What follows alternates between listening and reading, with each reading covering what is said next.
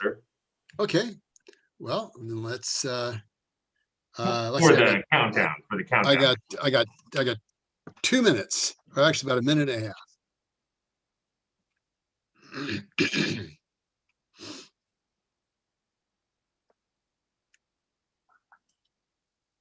Mayor, we are live on YouTube. Okay, thank you.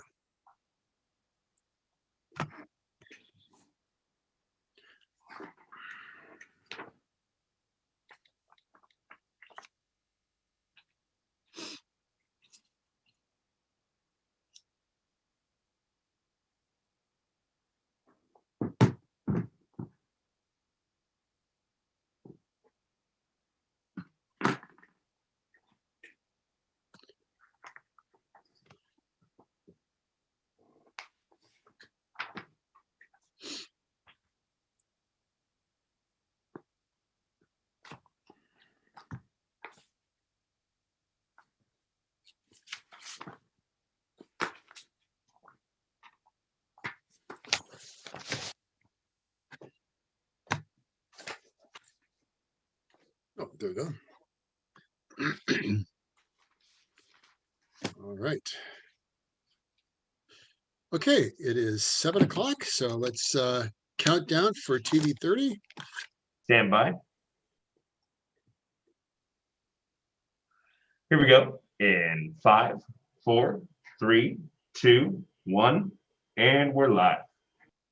Good evening and welcome to the December 14th meeting of the Livermore City Council, the holiday edition. So happy Hanukkah, happy Christmas, and happy holidays to all. With that, I declare the call to order. The roll call, please. Councilmember Monroe. Here. Councilmember Coomer. Here, briefly. Councilmember Carling. I'm here. Vice Mayor Woerner. Here. Mayor Marchand. Here. Okay, if you'll please join me in the Pledge of Allegiance. Cue the flag. I pledge allegiance to the flag of the United States of America and to the republic for which it stands, one nation under God, indivisible, with liberty and justice for all.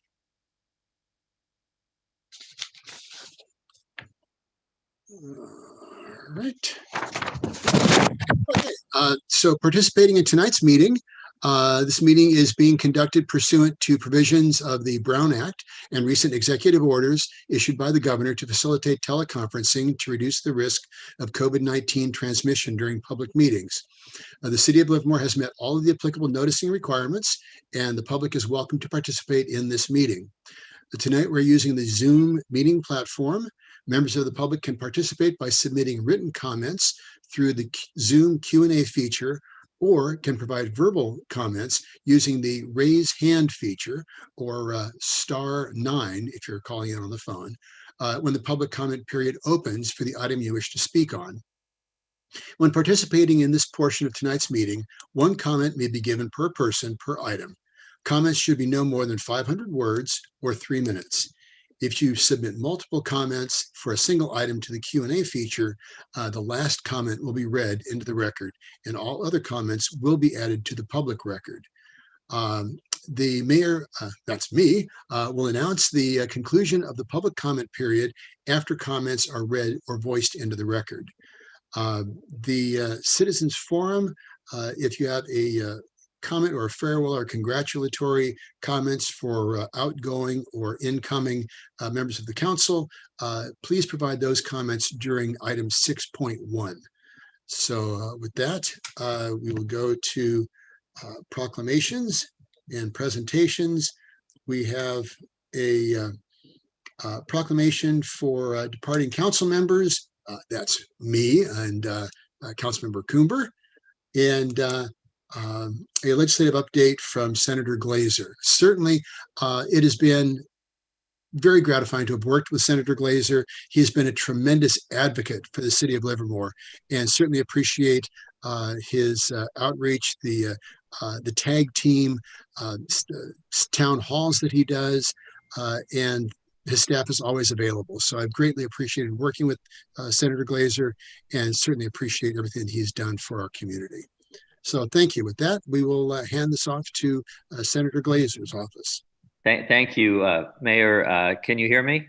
Yes, I can, loud and clear. Terrific. I can see you. You can't see me, but a real pleasure to see you. I have some remarks to make about you in just a moment, but I want to acknowledge Vice Mayor and Mayor-elect Bob Woerner. I want to acknowledge council members Bob Coomber, Trish Monroe, and Robert Carley, and certainly your great city manager, Marc Roberts, who I've had a chance to have a number of conversations with in the last couple of weeks. But I've had a great working relationship, Mayor, with you and the city and your staff.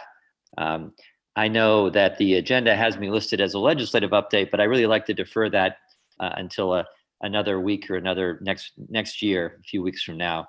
I really like to spend my few minutes acknowledging and honoring my friend, Mayor John Marchand and Councilmember Bob Coomber. I have some beautiful resolutions to present to you. You can't see them now, but they will be sent to you so you can enjoy them in your retirement. But let me start with Mayor Marchand. You've had an incredible run of service to your community, 30 plus years, not just being mayor, but serving on the council. You spent time on the Zone 7 Water Agency. You've done so many things to improve the quality of life in Livermore. I could go on and on with all the accomplishments, and I think others may speak to them, but it's quite a long list. And in summary, though, I would like to say I sincerely appreciate your service, your leadership.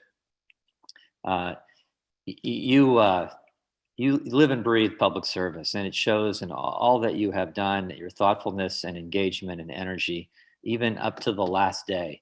And so I thank and honor you, congratulate you for all these great years, and I look forward to being able to present to you a resolution that reflects my appreciation for all that you have done.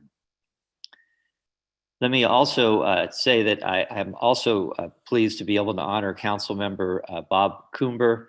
I know that you are retiring from your public service to focus on some more important issues in your life, and I applaud you for that. I want to congratulate you on your wonderful years of service to Livermore, not just the city council time, but what you did on the East Bay Regional Park District. I hope that you can every day look up at the beautiful open space around you and feel such great pride for the energetic and successful work that you and your colleagues have done to protect our open space that's so important to the quality of life that we have in our community. I have a suitably framed resolution to present to you as well. I hope that to both of you that we can stay in touch in the years ahead and find other ways to partner in serving our community. I want to congratulate Bob Woerner on being elected as the next mayor. I want to congratulate Brittany Kick as a member of the council now, being sworn in. I look forward to working with you in the years ahead and providing a legislative update in the not too distant future. So to the retiring members, congratulations, and thank you for this opportunity to share my thoughts. Thank you, Senator.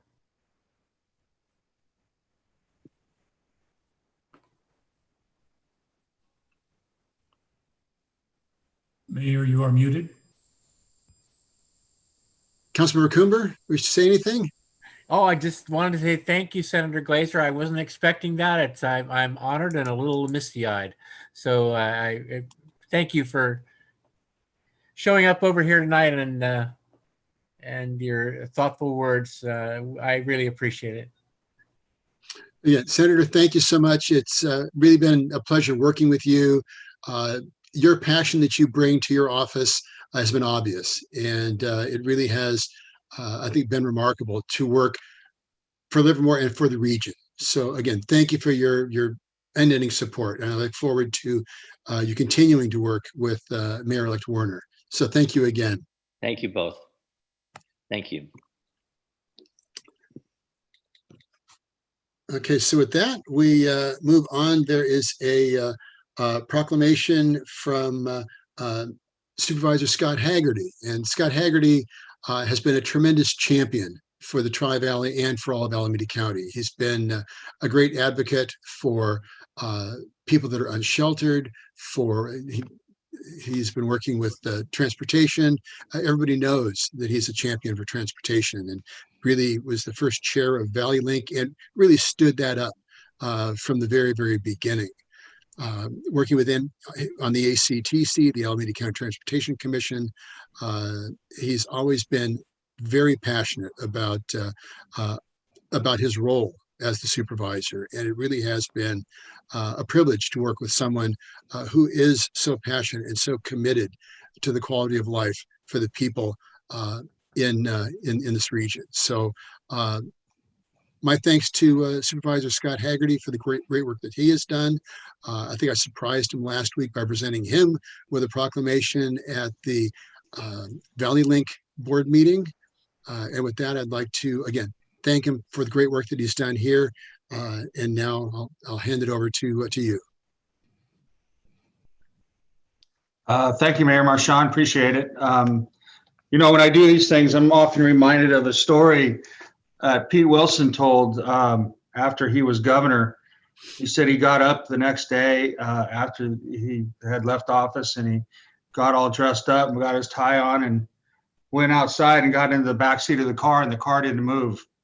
And I think that's, you know, we're just a couple old guys right now, John, and although we don't have chauffeurs like the governor, maybe we could meet at Beebs or somewhere and have breakfast, you know, after all this. But you know, it's there's a couple ways I've said you can retire, and one is you just put everything in your cardboard box and you walk out the door, or you have resolutions like this. You have distinguished people such as Senator Glazer come in and present commendations, and in a different time, I think we'd probably be having a party. And I would like to say, John, I'm going to do yours last. I'm going to do Bob's first. But, you know, I think that we've had some great wins in Livermore. I think of the Bankhead. I think of now Valley Link, working on homeless issues. So many things that the Board of Supervisors, myself, and your city staff, Marc Roberts, has been great help. But just getting the stuff done for the people that we represent. And I think that's why you and I and Bob got into this. And I think that's why Bob Woerner wants to continue as mayor, is because he wants to continue to see some of these works. But, you know, I hate to do this, but I'm going to do this. I'm going to go ahead and read the resolution from the Board of Supervisors, because I think there's a lot of really cool stuff in both of these. Would that be all right, Mr. Mayor? You're the supervisor, so I will defer to you. All right, well, here it comes then. I'll leave the whereases out. There's just a bunch of whereases and a now therefore be it, and then a furthermore resolve. But it just basically says great job to both of you. But the Board of Supervisors, County of Alameda, State of California, proudly commends Councilmember Bob Coomber in honor of his outstanding leadership and service to Livermore.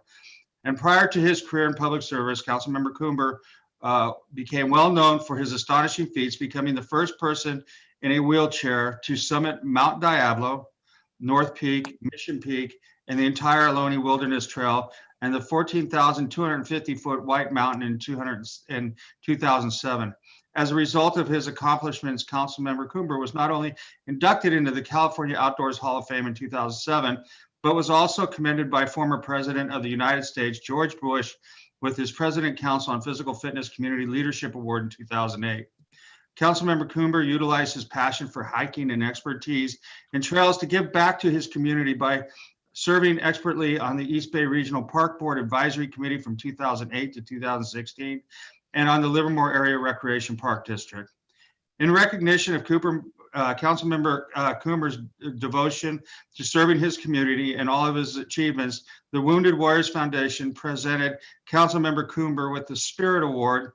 And among his many other accomplishments since being elected to the City Council in 2016, Councilmember Coomber has helped manage the approval and development of the Livermore's new City Council Chambers Emergency Operations Center, supported in development of the Equity and Inclusion Subcommittee, and provided crucial guidance to leadership in the development of the downtown plan, including the newly opened Veterans Way in Stockman's Park. Furthermore, Councilmember Coomber effectively represented the city on a regional committee such as the Alameda County Transportation Commission Paratransit Advisory and Planning Committee, and the Livermore-Amador Valley Transit Authority Board of Directors in efforts to provide safer and more efficient transit network. Councilmember Coomber's leadership has not only secured a better future for the city of Livermore, but also serves as an inspiration for all those seeking to devote their lives towards serving the communities. Now, therefore, be it resolved that the Board of Supervisors, County of Alameda, State of California, does hereby commend Councilmember Coomber on this 14th day of December 2020 for his outstanding work and distinguished service to the Livermore City Council as a Livermore City Council member with and for the residents of Alameda County. And furthermore, the Board of Supervisors extends its appreciation to Councilmember Coomber and wishes him good health and happiness in his future endeavors. So that was Councilmember Coomber. I'd like to say I also got to sit with him on the LABDA board, and he's just a great person, always listening, always thoughtful advice and how to proceed, and just a great guy to work with. So, but you know, council member, it's time for you to take a rest. So, enjoy your retirement, as I know the three of us will, and maybe we can all get together for breakfast sometime. You betcha, Scott. It's been a pleasure of mine as well to work with you. So thank you so much. Do you have the resolution? I do. Can you hold it up, or do you have it handy? You know what? It's not with me right here. No, It's okay, just as long as you were able to get it. I've got three big dogs running around the house. I got to put it up somewhere where nobody could get to it but me. I understand that. I have two big dogs, and actually two big ones and a little one. So I understand what that means. Okay, now I'm going to do Mayor John Marchand, who, boy, I've known this guy forever. And it's, you know, him and I have had some really great times. I remember we used to go to Sauce a lot and eat burnt ends. Yeah. He turned me on to the burnt ends. The best. Yeah, and we've been other places, and sometimes John gets a little upset with me, and you know, maybe I'm not doing exactly the things that he wants. But you know, we've always been able to do what's best for Livermore and what's best for the region. And I would just like to say, John, I truly will miss working with you. You've done a great job for your city, and it's just been a pleasure to work with you. So I'm going to read yours, if you don't mind, Mayor. Okay. All right. The Board of Supervisors, County of Alameda, State of California, proudly commends Mayor John Marchand in honor of his outstanding service to the city of Livermore. Whereas John Marchand's service to the city of Livermore predates his passion as mayor, having worked 15 years for the community as an elected representative on the Zone 7 Water Agency Board of Directors. Mayor Marchand is also the original member of the Livermore Cultural Arts Commission and served on the Livermore's General Plan Review Committee, working in every capacity to improve the lives of Livermore residents prior to being elected to City Council. And whereas Mayor Marchand has served on the Livermore City Council from 2005 to 2011, including 4 terms as vice mayor. Since Mayor Marchand was first elected mayor in 2011, he has proven to be extraordinarily passionate for representing his constituents, which is evident in the ascending nature of his career in public service. Whereas through the invaluable work of the City Council, Mayor Marchand has made countless contributions, improving the lives of the well-being of the Livermore residents. Namely, Mayor Marchand has implemented the utility box mural program, which I know that his wife has painted a few, an accomplished artist on her own, but did a great job with those. Retired the debt of the Livermore Bankhead Theater, which was a sigh of relief Together. for a lot of us. We did that together. Yes, we did. We even discounted a little money out of the county for that. Yep. Let's see, where was I? Added 57 new pieces of public art at no cost to the public. Closed the Springtown Golf Course, eliminating $400,000 annual loss and creating an opportunity to create 85 acres of open space. Moved the Las Positas Golf Course out of the city's enterprise fund. Preserved the HCIF to be used only for maintaining the Bankhead Theater. Successfully defending the city against Measure U.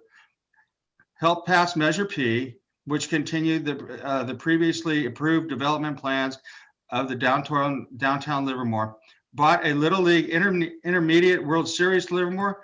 Worked with the American Water Works Association, the United States Conference of Mayors in support of Water Infrastructure Finance Innovation Act. Changed the city's election date from the odd to even years, saving the city $750,000 per election.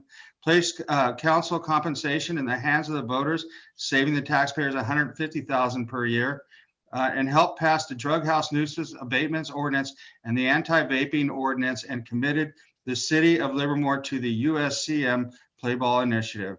Mayor Marchand has also created far more united communities, often celebrating military homecomings, voting to allow the city to fly the Pride flag, the POW MIA flags, and participating in the first and subsequent rallies for love and rallies for families and pride.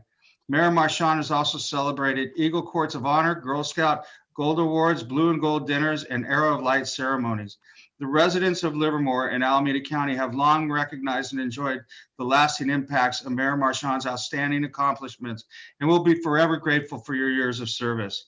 Now, therefore, be it resolved that the Board of Supervisors, Alameda County, State of California, does hereby commend and recognize Mayor Marchand on this 14th day of December 2020 for his exemplary work and distinguished service as the Mayor of Livermore with and for the residents of the city of Alameda County. Furthermore, the Board of Supervisors extends appreciation to Mayor Marchand and wishes him good health and success in his future endeavors. Mr. Mayor, it's been a pleasure. You've been a good guy to work with. Thank you. I've got the proclamation right here. Thank you so much. I couldn't have done any of that by myself. It always took a team effort, and I've been very grateful for the great team that I've been able to work with. And I consider you one of the charter members of that team. And yeah, we've had some great lunches at Sauced, and I look forward to getting together for some more lunches and some more breakfasts. So thank you so much. It truly has been an honor and a pleasure, and we've gotten a lot of stuff done and working for the quality of life for everybody. So thank you for all of your efforts. Thank you for all that you have done. And I wish you all the best in retirement as well. You've worked hard, and it's time to play hard and enjoy your retirement. Wish you a long, healthy retirement, and best wishes to Patty as well. Yeah, come visit you and Sue. Come visit us in Tennessee. Okay, and small world, I got to share this. Patty, I used to work with Patty at the Alameda County Water District. So great lady. And so you guys have a great future together. Wish you guys all the best. Thank you, John. Thank you. Thank you, Scott. No problem. Wow. Well, thank you all. That's I'm very honored, very touched. So with that, I'm going to go to the Citizens Forum. Again, if anyone has farewell comments for the outgoing or incoming council members, please save those for 6.1. We'll get there pretty quickly, as you can imagine. So with that, I'll open up the Citizens Forum. If you'll please keep the comments to 500 words or 3 minutes. This is on a subject which is not on the agenda, and the City Council can neither deliberate nor take action on items brought to the Citizens Forum, although they may be brought up for consideration for a future meeting. So with that, I'm going to open up the public comment period and hand this off to the City Clerk's office. City Clerk's office, please read the comments received over Zoom.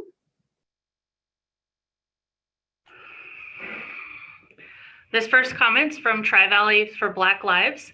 This is a public comment from Emily Wilson, a community advocate and one of the founders of Tri-Valley for Black Lives.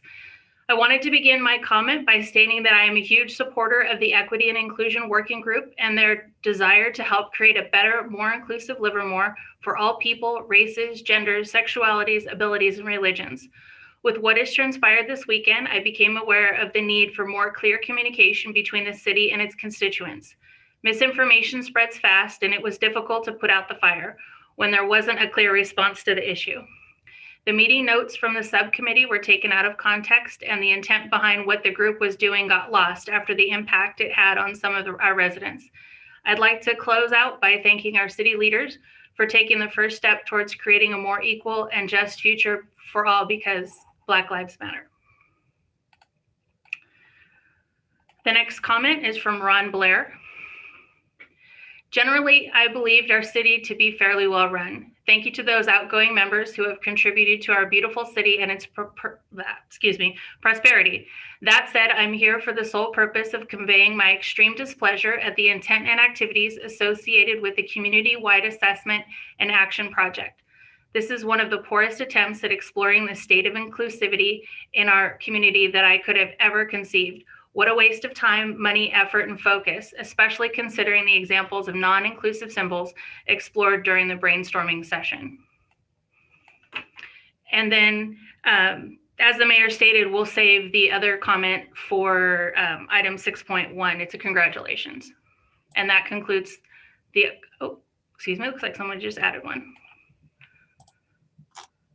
Okay, this one is from Jerry Antolik, Antolik. Is there any plan to repair the uneven pavers downtown that have become a serious trip hazard now that foot traffic is gone? Thank you, John and council members.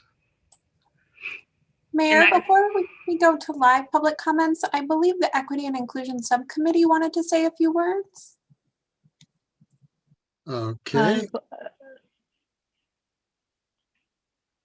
Vice Mayor Woerner, did you want me to do something? I thought we said no. Okay, if we can continue to move on if you'd rather. Yes, I think so. Okay, we'll cover that at another time.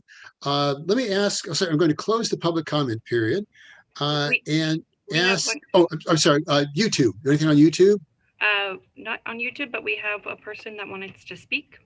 Oh, okay, very good. Jay Faith. Hello, can you hear me? Hello, can you hear me? I can. Okay, Jay Faith, yes, I can hear you. Thank you. I want to congratulate the council on their recently. Hello. Oh, sorry. Yes. Sorry. I can still hear you. Okay, thank you. Want to congratulate the council and their recently formed committee of inequity and outcast for one thing, uniting the community in support of law enforcement and the history of Livermore. Too many people, especially our youth, don't even have a clue as to what it is to live under a totalitarian regime is like. However, in the last few days, we've been given a taste of what it is like when we were notified that our city council and its newest committee has an agenda of creating an environment of division by their desire to identify symbols, artwork, objects, artifacts, etc. in Livermore that represent and signify systemic racism, as well as symbols, etc., that signify equity and inclusion. According to their opinions, no longer is free speech and free thought or expression allowed in the city of Livermore without being subject to the thought police. It has been brought to our attention that our city intends to identify, implement actions the city and subgroup can or should take and address the symbols, acknowledge and reduce systemic racism, and promote equity and inclusion according to their opinions and taste. Our city has decided to inventory the entire city, not just to those that are city owned, examples of city property, including the pride flag, cowboy, field, vineyard worker, murals, Livermore seal, cowboy sculptures of families, children with Eurocentric features, ranch brands, totem pole, examples of private property, Confederate flag, thin blue line flag, inclusive signs. Apparently the city and this new committee thinks that the thin blue line flag is a symbol of oppression and systemic racism, as it is referred to in its notes from their meeting on November 17th, 2020. From the notes, we can see that it is the goal of the new subgroup to reach out and partner with organizations and agencies to begin an effort to re-educate the community according to their way of thinking. When I was in college and my professor had us read The Communist Takeover of America, 45 Declared Goals read into the Congressional Record of 1963, Congressional Record Appendix page A34 through A35, I remember thinking, wow, this is crazy. This could never happen in America, right? Over the last 20 years, I watched it unfold right before my eyes. I want to congratulate you for accomplishing goal number 22, 32, and 38 by forming this council committee. Never in my lifetime did I think George Orwell 1984 would play out right before my eyes. But I want to congratulate you and the committee for making fiction come to life. The fact that this council is so arrogant as to think that you are above people in Livermore and feel the need to be the thought police is astounding. How arrogant has your position made you? You sit in your seat and insult people of color by calling them marginalized and have the nerve to say that there's systemic racism when the data doesn't support your propaganda is disgusting. You should be ashamed of yourselves. You soak your egos, touting the goals of this committee as coming from a racist book called My Brother's Keeper, when many who have read that book are insulted by the arrogance of advice coming from a failed community organizer. Ms. This Faith, committee if is you could threatened. please wrap up your thoughts, please. I see my time. The committee is threatened by the history of Livermore being primarily families and children with Eurocentric features. And any representation as such is you feel a representative of being born of some systemic racism. This indoctrinative Marxist way of thinking seems to be infecting this council as representative by most recent election of Brittany Kick, who supports the Marxist Front hate group of BLM. Excuse me, Ms. Faith. Excuse me, I asked that everyone has 3 minutes. You just completed 3 minutes and plus. So please finish your thoughts.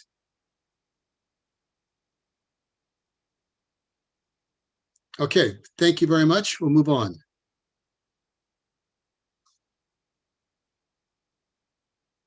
There's a couple other comments in the Q&A. So if we could cover those as well. Okay, back to the Zoom Q&A. Yes. And as per our policy, we will read the second of anything where there two were submitted. Looks like there may just be a natural break. So I would. Read Are them you all? talking about the Liz M? Yeah. It's to me, it looks like there was a natural break that that occurred when they just entered it. So to me, it looks like a single stream. So let's just cover both of those. Absolutely. Okay, this is from Liz M. Are you seriously considering the removal of the totem pole and the statue of the 3 children? These are not racist. The next Okay, and if I could just speak to that right now. No, we are not. We are not considering removing the totem pole. We're not removing the statue of the 3 children.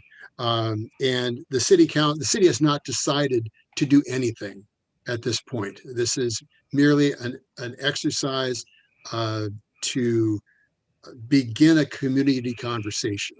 So with that, but just to put everybody's mind at ease, we're not taking out the totem pole. We're not removing the circle of children. Okay, next. The next comment is from Nicole Thomas. I can appreciate the sentiment of an equity and inclusion committee. However, from the beginning of learning of this committee, I've had many concerns of potential negative outcomes, such as increased division, fear, and infringement of free speech. While these topics deserve thoughtful discussion forums, they can become a disastrous, slippery slope when there is a greater desire to take recriminative action than there is to truly listen to the whole community. Can we perhaps pause this committee and reevaluate its purpose and objectives? Okay. From Robert LL, said, I could not agree more with Jill here. Okay. And then Will and Michelle D, she can have my 3 minutes. We don't do that here. Right. Travis, are you considering keeping a database of people's addresses who have a thin blue line flag on their property? And from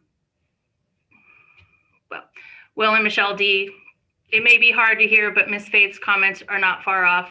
I wish I didn't agree with her, but I do. And that concludes the comments on Zoom. Okay, thank you.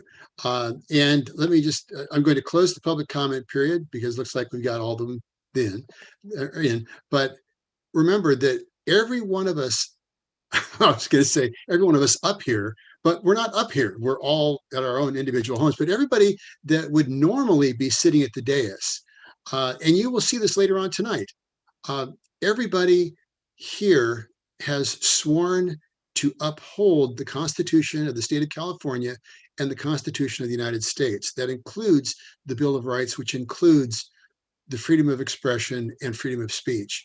We have all sworn to uphold that. And that's something that that overrides everything. So just set people's minds at ease. This is a beginning of a community conversation. And as I said, you will see later on tonight, you will see the council members and the mayor take that oath of office and the sincerity behind it. So any John, further, I uh, think- Mayor-elect Woerner? Yeah, I think, I just want to say I'm saddened by how things have been interpreted. But I want to say a couple of things because I know there's a lot of concern and I want to acknowledge I've heard it. So the first thing I want to make very clear, and you've alluded to it, John, in the past, is that you and I have been on this council for 9 years. We've been fully supportive of the police, and I see no change personally in that thought for myself.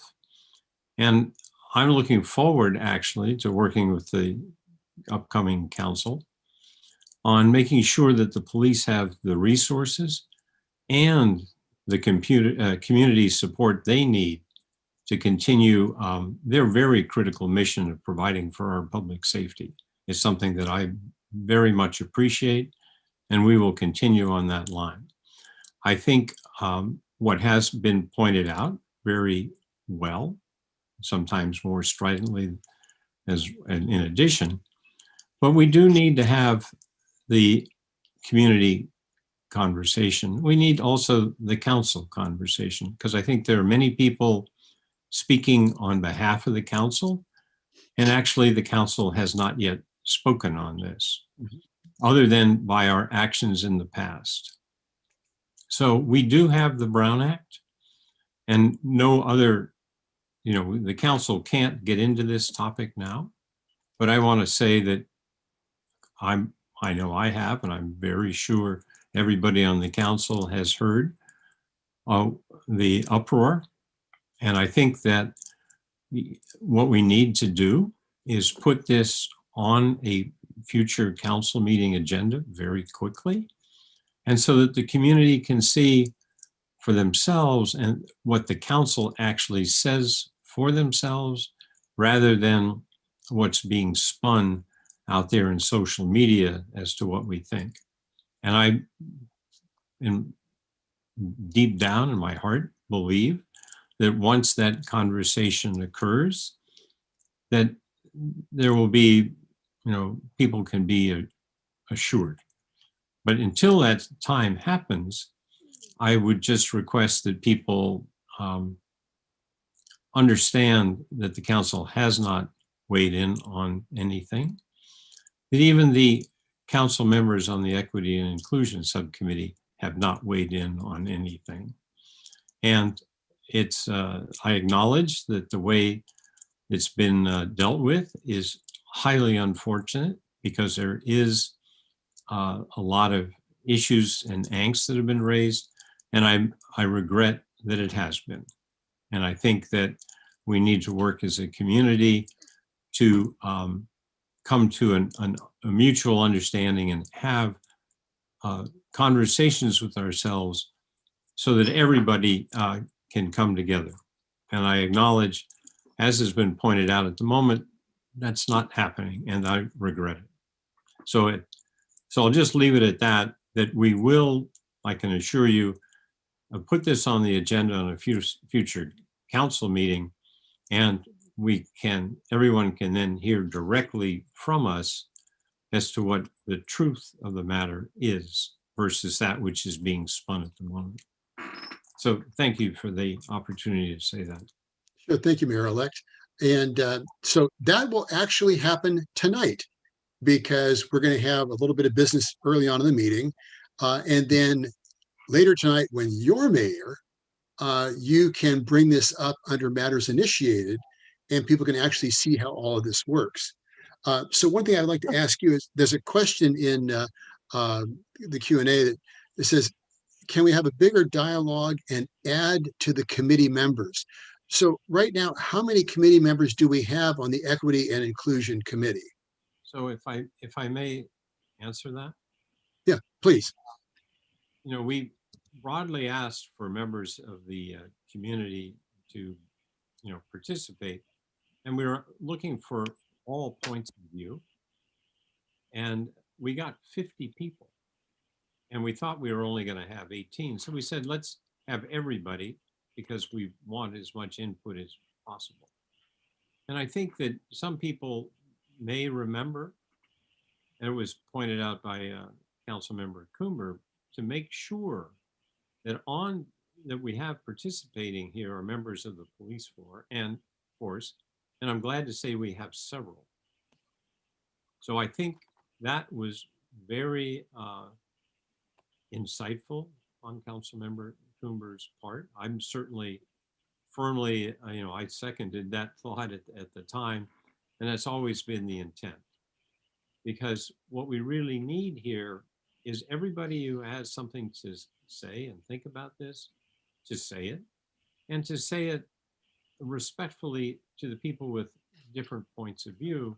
And it was our hope through that process, we could have a conversation rather than shouting at each other.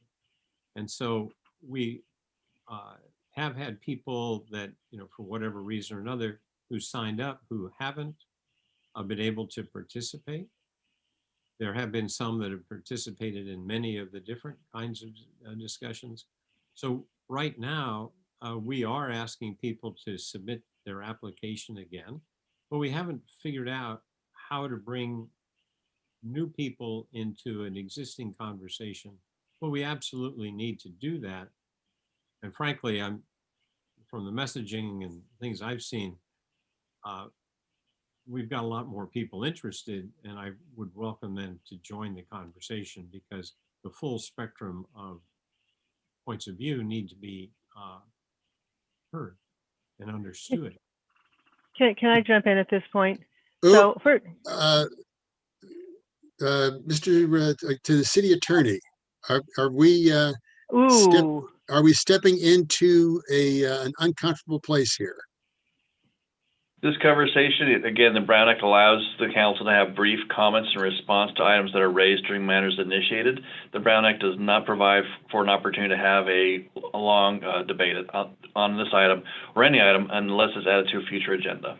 Right, and we are going to be adding it to a future agenda. So I wanted to clarify a couple of things, and then there was a comment in the chat that regarding, are we creating a database with addresses? To which I responded no, and I will continue to say no and no. I actually want to speak to that because a little bit, because one of the things that I have found really disturbing about all of this is the fact that a brainstorming session was so badly taken out of context, and a whole mythology grew up around it. This is part of that mythology. It's not real. I'm sorry, but it's a mythology. So that speaks to whether we're having a database or not. We are not. However, in terms of where I just wanted to add to what current Vice Mayor Woerner said. Almost not Vice Mayor, almost Mayor Woerner. Not soon enough. Yeah, I bet. Which is that we are at a pausing place. We've gone through an initial stage. One of the things that all 4 of the subgroups has always intended to do is engage the whole community and work on engaging all parts of the community. Clearly that has happened at this moment. And not, I suspect this was always going to happen. It happened to happen now. This is not going to be comfortable. We hope this will lead to a place where we can have conversations together. I have something that I will say during my report out shortly, but I just wanted to make sure that people knew that we are sort of at a stopping point because we've reached the end of the year. We're going to be moving forward. And at that point, with the absolute intent is to go forward to include as many people as possible, because this is all for all of Livermore. Okay, so just to reiterate, there are 50 people, 50 people on the Equity and Inclusion Committee, and there are representatives from law enforcement on the committee. And fully participating. And I'll just say, I am so happy they are. That they, because what, they're able to convey on a very human terms, who they are, what their job is about, who they're about, what they are about. And I'll also say, forgot to mention this, but I've lived in Livermore 44 years, more than that. I think our police force has been really good. And best I can understand and have observed, it's very much appreciated, beloved in our community. And I think it will continue to be as we as a community work through this. But I would just request that everybody who's interested in this join the effort, join the conversation, and help us come together as a community. And again, to my point, my father spent over 50 years in law enforcement. I grew up on a daily basis living and breathing law enforcement. So you know where I stand on supporting our police. And I agree with you, Mayor-elect, that we have a remarkable police department. And the purpose, part of this conversation is to make sure that they continue to be the remarkable servants for this community that they are, and that they have proven themselves to be. And and to give them, ultimately where we're trying to go here, many places, but to affirm how important and appreciated the police department is. That's one of my personal desired outcomes. From the On Next Door, you see the accolades for our police department on Next Door, and it's heartwarming for me to see. Right. So I think Would it be a good time to read that letter now? What do you think, Bob? No, Vice Mayor Woerner? I don't think so. I think Okay. that I think that what we need to do is everybody who's interested in participating here join the conversation and in a respectful way, and that we can articulate our goals. I think I forget who it was who mentioned it. Don't have a name here, but the idea is to make sure that we have thought about what we're doing here. And I think that that's why I suggest that we need to talk about this at a council level in compliance with the Brown Act. And in between now and the time we can set that council meeting up, I would encourage the community to reach out to us. I mean, they have, and to continue the conversation. So I think at this point, my understanding, and I don't have, I've only been on this kind of stuff for 10 years, and I'm not going to pretend to know all the ins and outs, but my belief is we are best off at this point to let everybody know we're going to put this on a council meeting, and we will go through this in a very respectful, thorough way, and everybody will have a chance to see how each of us thinks about this. And I imagine that's probably going to be in the very near future, like maybe next month. But that's going to be something that we'll see coming to at this evening's meeting at the Matters Initiated. Yeah, so I hope people understand that we move very slowly and with procedures, and that I personally, am committed to making sure that we do this in a very good way, and that there will be good outcomes. But and as I say, I regret that it got screwed up, frankly, but that wasn't the intent. And we will, if people can join us in the conversation, we can get to the right outcomes, I believe. Very good. Okay.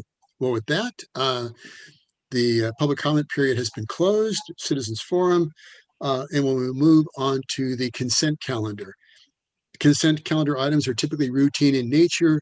Usually the consent calendar is passed on a single motion.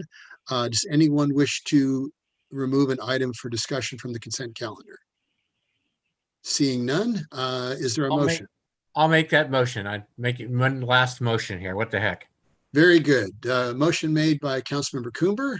You should let him second it too, then.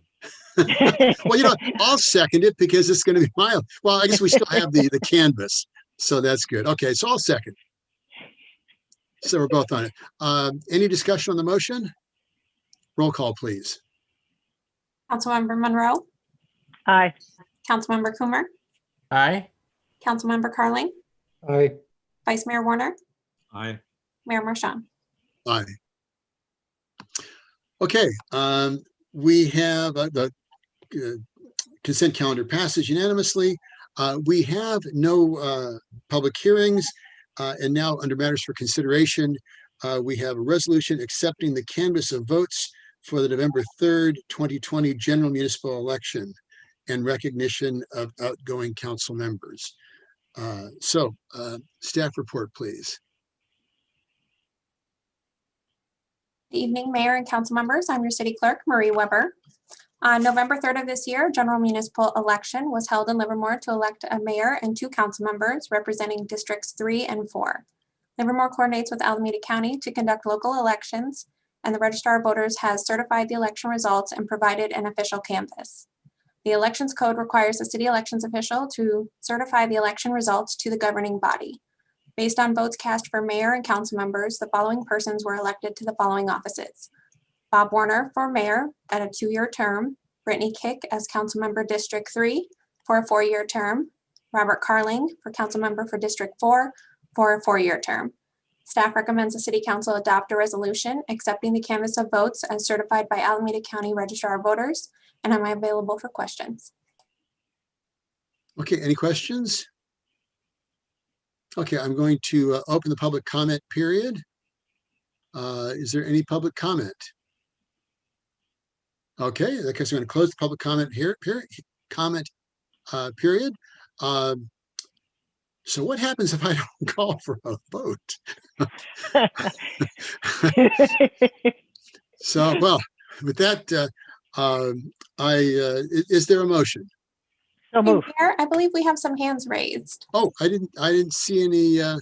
Okay, I'm sorry, I didn't see any hands raised. Okay, there we are. We have Laura Frerking, Dave Haubert. Oh, and we also have Lisa Tromovich, but she'll probably read hers. And I see Steve Lanza as well. I wasn't over in the attendees. So Laura Frerking. Yes. Can you hear me? Yes. I'm just I guess I'm in the wrong part of this meeting, but I wanted to know how we sign up to be a part of the upcoming committee meeting on the E&I. Oh, okay. That can be, you can go onto the city website and you can pull up, we've got a link to the Equity and Inclusion Committee. So I'll make sure that that's prominently displayed and that you can just go to the city website, click on that, and there'll be information on how you can participate. Okay, thank you very much. Okay, thank you. Okay, let's see, moving on to David Haubert, Steve Lanza, Razi Hasni. Well, Mayor Marchand, my good friend, the time has come. And Supervisor Haubert. Hey, John, I just couldn't let this time pass without taking the time. Well, first of all, let me start by saying also congratulations to the retirement, Bob Coomer. Also, congratulations to those that have won election, Bob Carling, Brittany Kick. Bob Woerner, you're going to make a wonderful mayor. But since my time is ticking away here, I have to say wonderful congratulations to Mayor Marchand for his hard-earned retirement. I use air quotes because I know John is not going too far away from us, but I would like to congratulate you, John, on your decades-long distinguished career of tireless and selfless public service. Your years as mayor preceded by council and many other committees. Serving with you regionally, I have seen, I have to say, Livermore was truly blessed to have you at the helm. You led in a professional way, sharing your knowledge with everyone around you. as comments echoed by our state senator and our supervisor, outgoing Supervisor Haggerty, people like that give their respect to those that earn it. And boy, you have earned it. This valley is turning over. Every single mayor in the valley will be new this year. And they, as a group, will be missed, but you, sir, will be sorely missed at the helm. Bob Woerner, you have big shoes to fill, and I know you're going to do a great job. But Mayor Marchand, it's been a pleasure serving with you. I have learned so much from you. I consider you a mentor, a friend, and just a wonderful partner in the leadership here in the Tri-Valley, leadership that we have forged together in friendship. Thank you for all that you've done for the city of Livermore. And again, me personally, I want to end just by saying I have to thank Sue for sharing you with us for so many years. She is amazing. I wish you both successful and wonderful, again, I use air quote, retirement. I look forward to seeing you around and working with you ongoing as I embark on my next journey. Thank you, and thank you. Supervisor Haubert, thank you so much for your kind words. It truly has been an honor and a privilege to work with you. Our trips to Washington, D.C., working with the U.S. Conference of Mayors, and really working for the people here in this region. So thank you for your service. You also have served this region for decades, and it looks like you're going to be serving it long into the future. So I look forward to the continuing great work that you're going to be doing.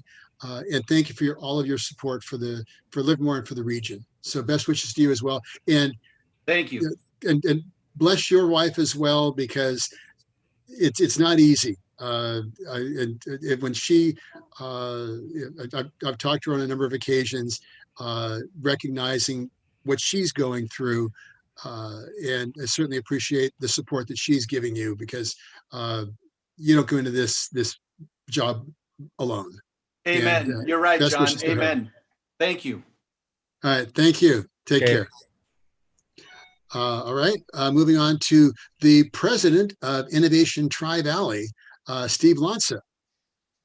Let's see, did I unmute correctly there? Yes, you did. I can hear you right now. Yeah, so thank you. For those who don't know, Innovation Tri-Valley is a collaborative of industry education, our national labs, but heavily with our local governments, all focused on creating a thriving economy and a great quality of life. And I give that full lead in because it gives you a good feeling about what I see Mayor Marchand has spent his time, at least in the almost 5 years with Innovation Tri-Valley these days. And I think back to when I first met, and I think back to all of the things we worked on over these 5 years, and what we've worked on just recently with all of the transportation issues and housing issues and the challenges that have come up in the city. And I'm a Livermore resident also, by the way.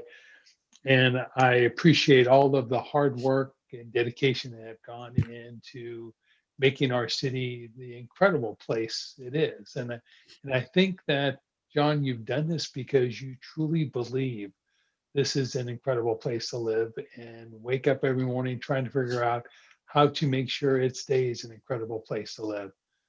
And for that, I greatly appreciate it, whether it was Innovation Tri-Valley or even the tours and the questions and the curiosity of what goes on at Land Research and what do we need to do in the city to go and continue to help support this Fortune 300 corporation, which has grown tremendously in that location, in part because of the great support the city gave. And I just wanted to personally thank you. Thank you for all of your dedication and time that you've given towards us. Bob Coomer, we have not met, but I wish you the best and recognize all the hard work you've done on the city council. And then Bob Woerner, look forward to spending time with you as we go forward with the transition that's to come. So, oh, and I do have to do one throughout also to Brittany because she is also a Cal Poly alum, and welcome her to the City Council. So thank you again from Innovation Tri-Valley and for all of your hard work and dedication to make this a great place to work and live. Thank Well, you. great. Well, Steve, thank you. And recognizing that Councilmember Carling was also one of the founding members of Innovation Tri-Valley. I remember those meetings at Las Positas College.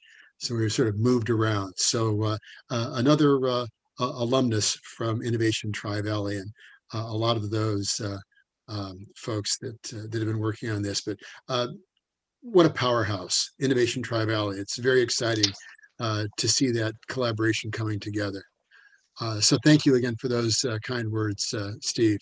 Razi Hasni, Christy Wang, and Andy McElroy. Yes, Mayor Marchand, those are some pretty big statements to come after. So I'm going to try to keep it short and brief.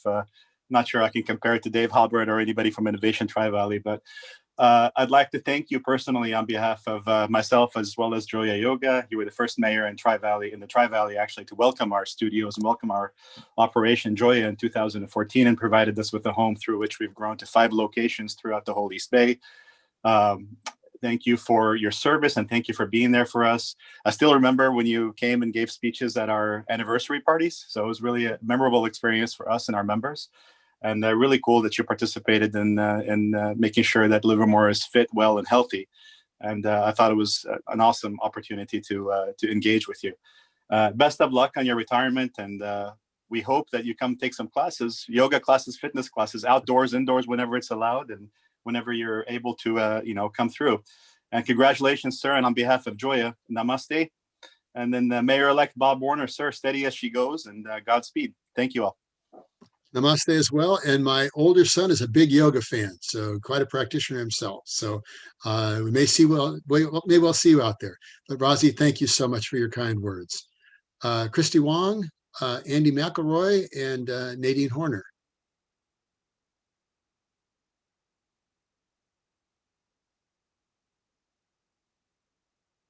Let's see. I think let's see. Razi, we're done. Christy Wong.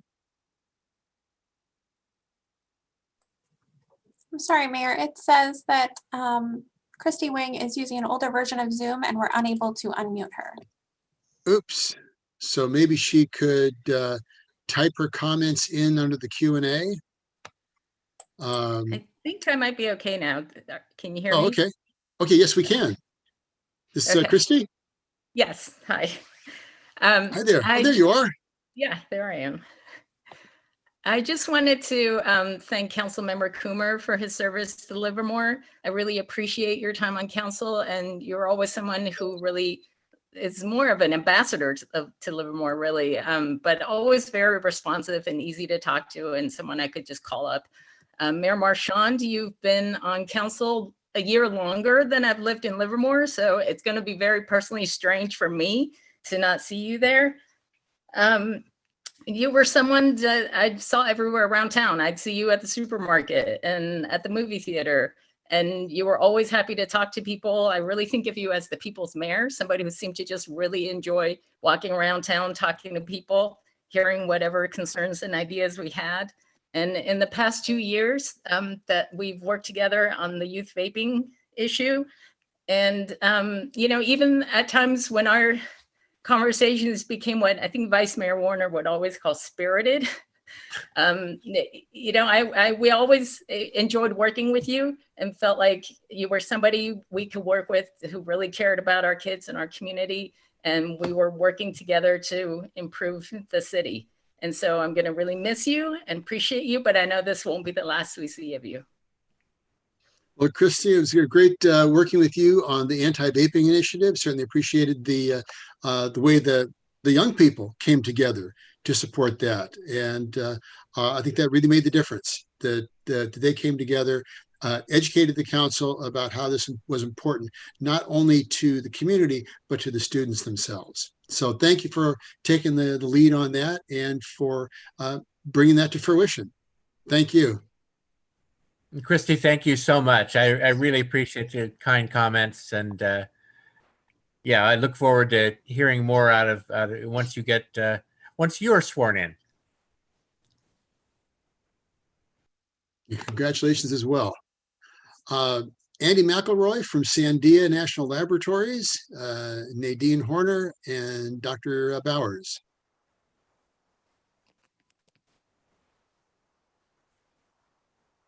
Mayor Marchand, can you hear me? I think Yes, you I can. It's a pleasure tonight to recognize all the service you've provided to the city on behalf of Sandia National Laboratories and our lab director, James Perry, who unfortunately couldn't be with us tonight. You've been just a tireless supporter of both labs, both Sandia and Lawrence Livermore here in the city. And as a chemist, you brought a keen understanding of the importance of the work that we do. And as a fellow chemist, I found that particularly heartwarming. I think I first met you around the Livermore Valley Open Campus stand-up, which at the time, Bob Carling was my boss, and we were working on that with you together. So it's a small world. You've done a tremendous amount speaking to the labs, both locally and nationally, and we deeply appreciate that. We also appreciate all the work that you've done continuing to develop the city of Livermore as just a first-rate, attractive place to live and work. And that's so important for us these days as we try to compete for top talent in a very competitive landscape. Having such a terrific city to bring people to makes a huge difference. And that is a big contribution to the labs here. And so I just want to briefly thank you here. And I regret that we're not in person, because if we were, I would shake your hand and follow the tradition of our national security community and pass you a coin commemorating your connection to Sandia Labs here in California. Since I can't do that in person, the coin will be in the mail to you shortly. So thank you for everything you've done. Have a fabulous retirement, and I look forward to seeing you in Lowe's again soon. Working on those projects. Andy, thank you so much. It really has been a privilege to have worked with you and the laboratories, because you're going back to Washington, speaking on behalf of the laboratories to the National Nuclear Security Administration, and recognizing that by creating that wonderful quality of life here, people are attracted to Livermore, not only for the quality of life, but also because of the fact that they can do work here in Livermore that can be done nowhere else in the world. And that's really a hallmark of the great work that is being done here in Livermore by the laboratories. I mean, the most difficult problems in the world come to Livermore to be solved, and that's solved by our laboratories. So, Andy, thank you so much, and we'll see you in Lowe's, and look forward to seeing you when we come out the other side of COVID. See you then. Thank you. Nadine Horner, Kelly Bowers, and Chris Chandler. Mayor Marchand, Yes. I feel honored to speak tonight on behalf of Lawrence Livermore National Laboratory. I'm starting my comments with a quote from the lab director, Bill Goldstein, at the city's recent groundbreaking of Livermorian Plaza. As he stated, Mayor Marchand, you have personally been dedicated in making Livermorian Plaza a reality. It is your leadership that made it happen. I congratulate and thank you for the vision and commitment you have shown in bringing this about and throughout your extensive career of public service. Our lab director and the mayor first started to get to know one another when they both went to Russia for the naming of Livermorium. It was from this trip a deep understanding of the mayor's desire to represent the city of Livermore was evident. The mayor shows passion for everything science and has always made a point of attending important visits with important visitors to the lab. We could always expect John to bring to the conversation his intellect, initiative, imagination, dedication, and his enthusiasm. John, we hope you realize how happy and lucky we have felt for you serving as our mayor. You have been an inspiration to many, but especially your fellow scientists. You have given everything to the city of Livermore, and we want you to know how much we appreciate and admire you. In summary, your dedication to Livermore has been a long and successful one, full of triumphs and achievements. You have given so much to our community, and you have truly earned the right to feel proud of all you have accomplished. Thank you for your years of service. Wow. Thank you so much, Nadine. Truly, the work that I've been able to do with the laboratories has been a high point of my career. And I will tell you, being in Moscow, having been a chemist and being able to speak to the International Union of Pure and Applied Chemistry to name an element after my city and to be part of an honor that only 6 other cities in the world, only 6 cities in the world share that, was truly the highlight of my career as a chemist. And I have you to thank for that. You organized that. And what an amazing collaboration this has been. I'm so proud to have represented the laboratories. And as I said before, the most difficult problems come to Livermore to be solved, where people can do work that can be done nowhere else in the world. So thank you for your kind words. This has been truly a wonderful collaboration. And thank you so much for your part in that, because you played a big role in that, and I recognize that. So thank you. Dr. Kelly Bowers from Livermore Unified School District, and Chris Chandler. So good evening. On behalf of our Board of Trustees, our 13,500 students and 1,500 employees, I would first like to congratulate Councilmember Click. And I'm so excited. I can't wait to meet you. And we know great things are in store with you as a leader. I also want to offer my deep and heartfelt thanks to Councilmember Bob Coomer. You are an incredible leader with a heart of gold, and you will be really missed. And then I'd like to take a little more time, trying to keep within the 3 minutes, to thank and acknowledge the Honorable Mayor John Marchand for his many years of public service, and in particular, his ongoing support of public education in our school district. We never take your support for granted.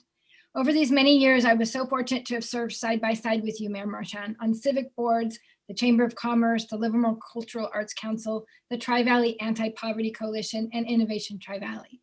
And together, our agencies have partnered in so many positive ways.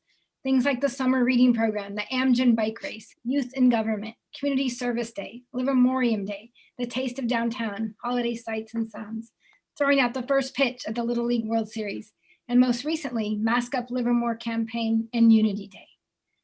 What's amazing and remarkable about Mayor Marchand, well, there are many things, but one of the things that's particularly remarkable is that whenever our students or I, on their behalf, reached out to Mayor Marchand with any concerns, whether we were combating the vaping epidemic, improving campus security, trying to work on traffic safety near our campuses, or tackling the stigma of mental health, supporting the traditionally underserved, Mayor Marchand never shied away. He's always made himself available to meet, served on panels, took the uncomfortable questions, came into classroom forums, and took direct action to arrive at solutions. He was always there to read to our kiddos in the classroom, to pat the dogs on their head at the events, celebrate our students' accomplishments, and make sure our artwork, our student adorned our city bus stops. Mr. Mayor, you've been a tireless advocate for all things Livermore. You've been a consistent, wonderful champion for our youth. So for all of this and more, we're grateful, we're fortunate, we're blessed, we're indebted. Thank you, Mr. Mayor, for your leadership. You've boosted the quality of all of our lives as mayor, and thanks to you, the future of our children is so much brighter. Please enjoy your well-deserved retirement with Sue and your family, and hopefully, once the pandemic is over, Rob and I will actually have time to hang out and get together with you both. You will definitely be missed, but your legacy and your impact lives on. Thank you from the bottom of our hearts. Dr. Bowers, thank you so much. And I also look forward to one of these days getting back out there and enjoying the taste of downtown together. That was a lot of fun.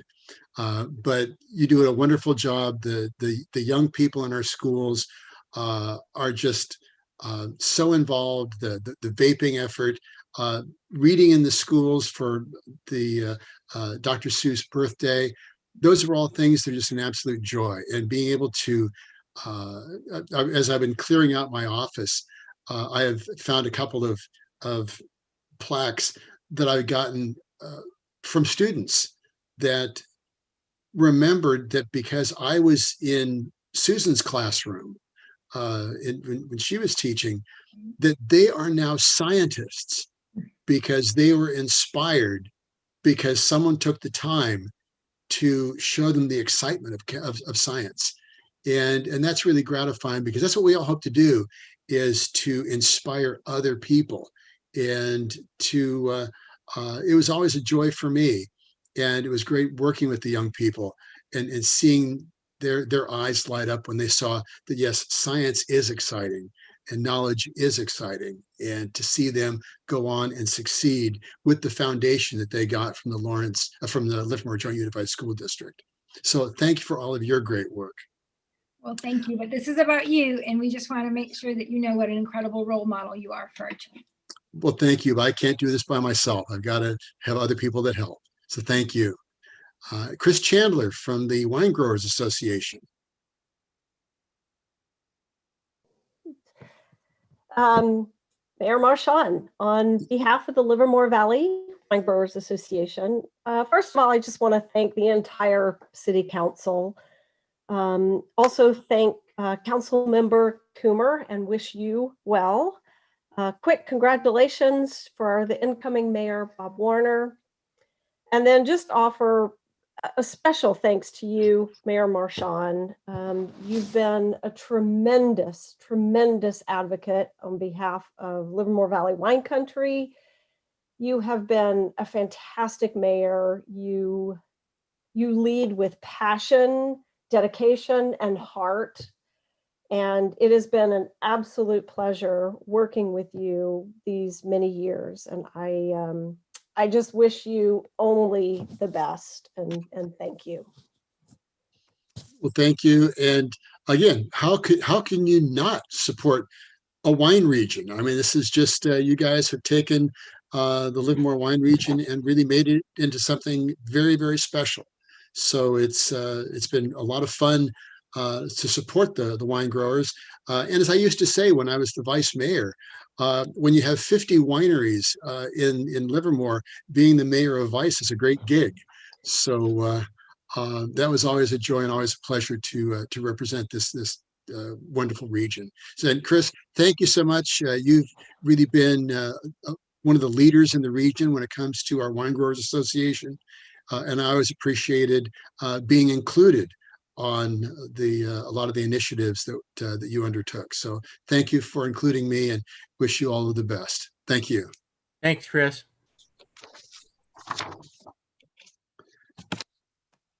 All right.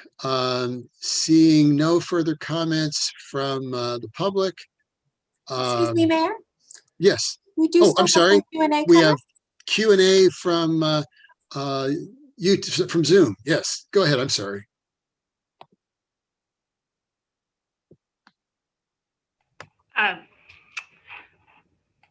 Excuse me. This comment was from Lisa Tromovich, and I believe Lisa might want to speak in person. And Lisa, if you do, please use the raise hand comment. She also asked a question. So I'm going to give her a second to do that. And then we also have a comment from Laura Matucci. It says, happy holidays and good luck. Oh, and okay, I see. Lisa's comment, so I will close this out. Okay, I see Lisa Tromovich is on mute. Now I'm not. Oh, there you are. You're back. Okay, I see the little slash is over. Okay, good to see you, Lisa. You too. First, I just want to say a hearty welcome to Brittany Kick, and welcome back to Bob Carling. We look forward to working with you. And on behalf of Shakespeare's Associates Board of Directors and staff, thank you, Mayor John Marchand and Councilman Bob Coomber, for your years of service. The collaborations that you have all engaged in to put the quality of life for our region is greatly appreciated, and I hope you feel that tonight. Each of your achievements form a lasting legacy for our community, in physical improvements in things like parks, the creation of our gem of a downtown, and support for our varied cultural landscape, and more. But in addition, you've modeled collaboration between citizens and its leaders that I trust we will be able to continue. I hear stories of other cities where this collaboration is not the norm, and we appreciate how lucky we are to have benefited from your leadership.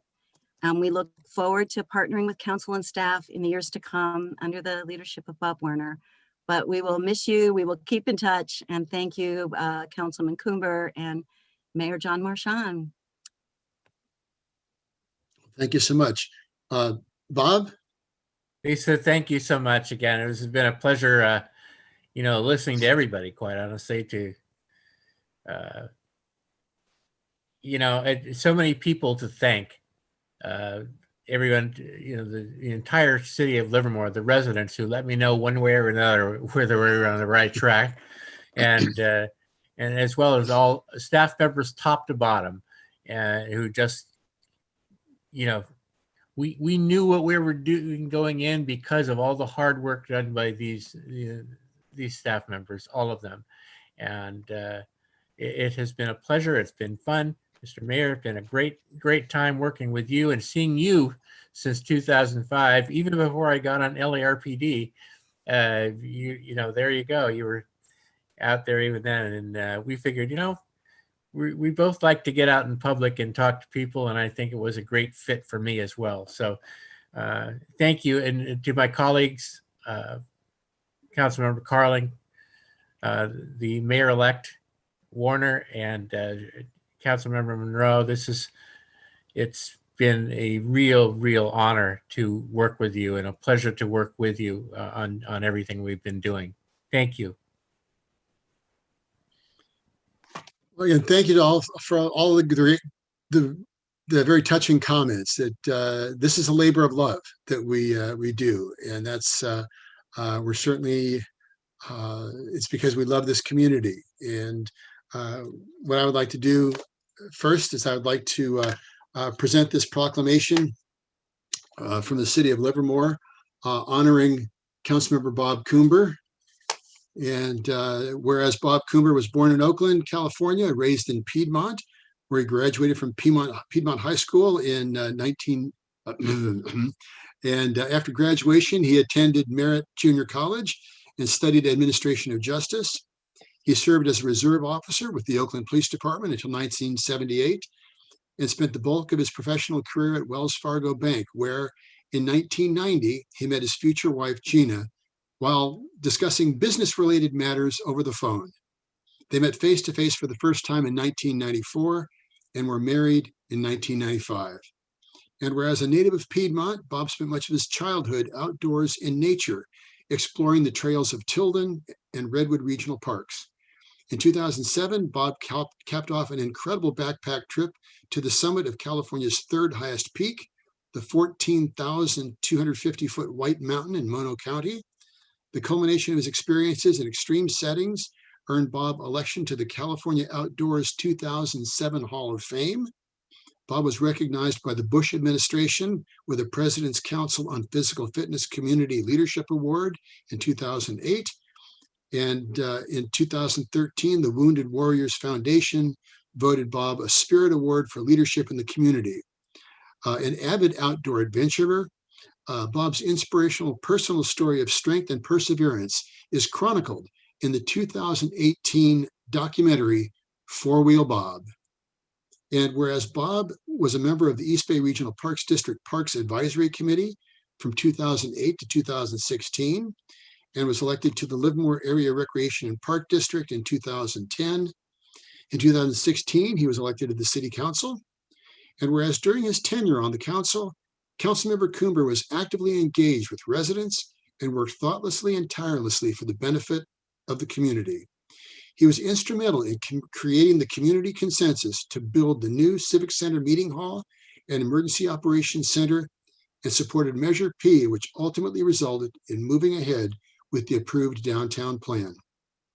Now, therefore, the City Council of the City of Livermore honors Bob Coomber for his service and contributions to the Livermore community and wishes him well in the future as he enjoys hiking, fishing, and spending time with his wife, Gina.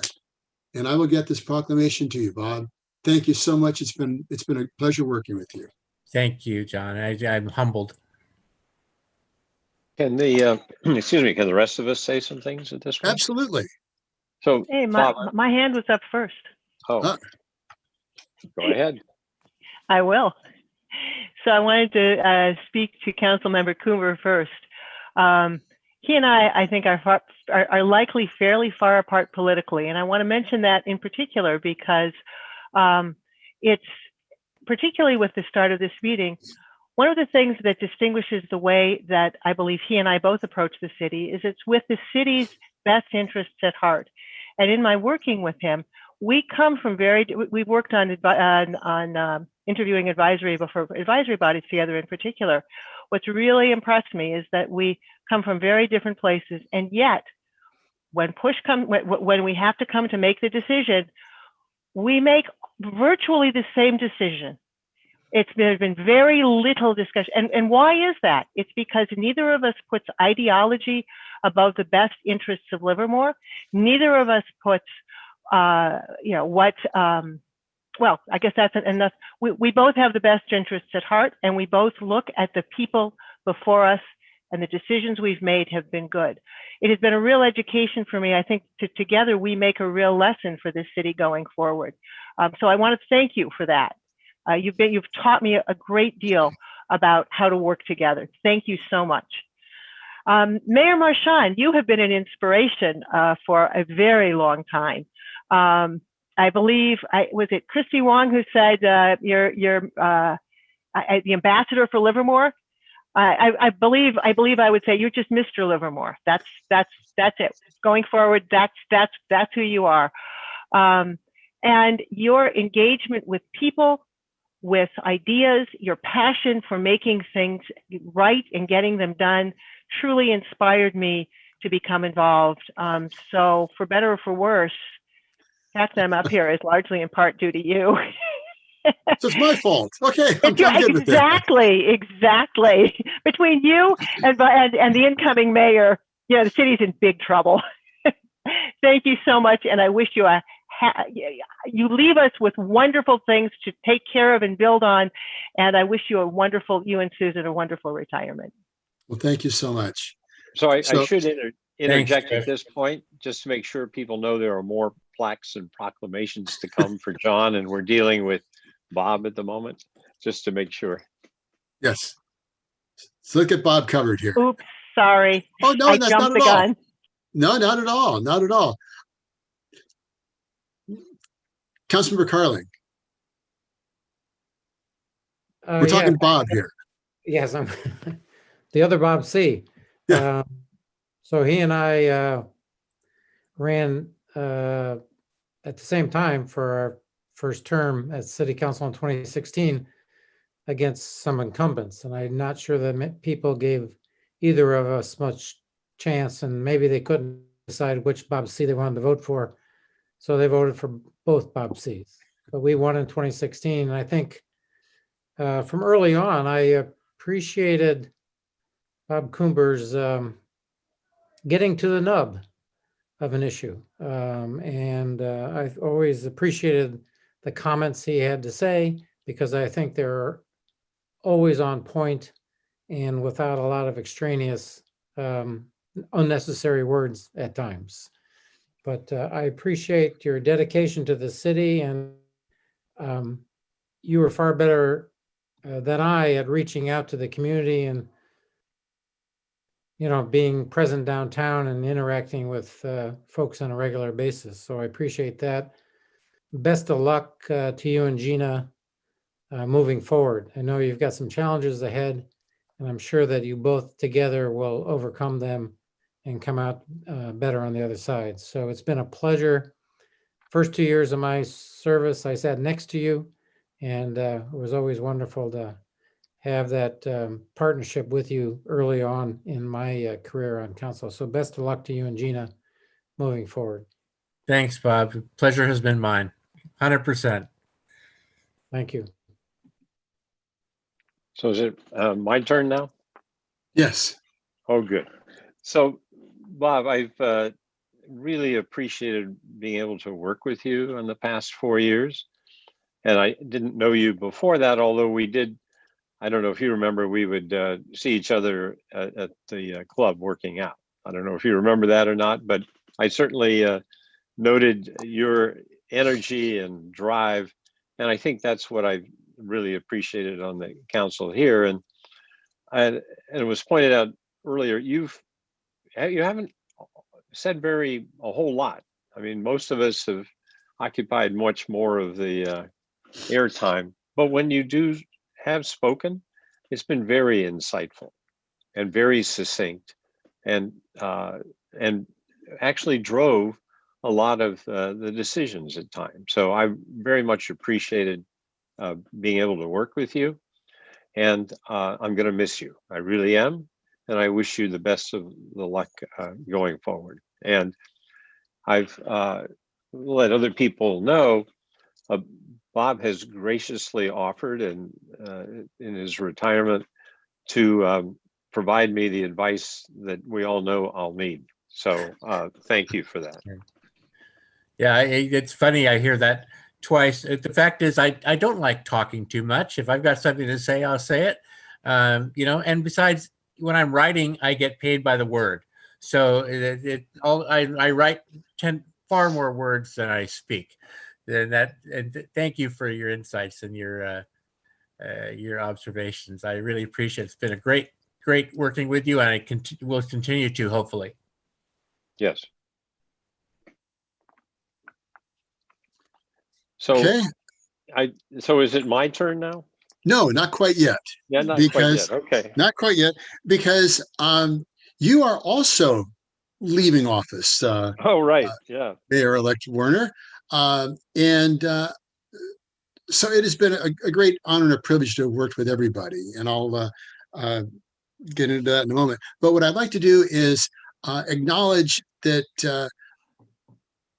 as people know, that I can only talk to one other person on the council because of the Brown Act, and normally that person is the vice mayor. So whether it's strategy or whether it's talking about the upcoming meeting, I rely upon the vice mayor for bouncing ideas off, for working out strategies.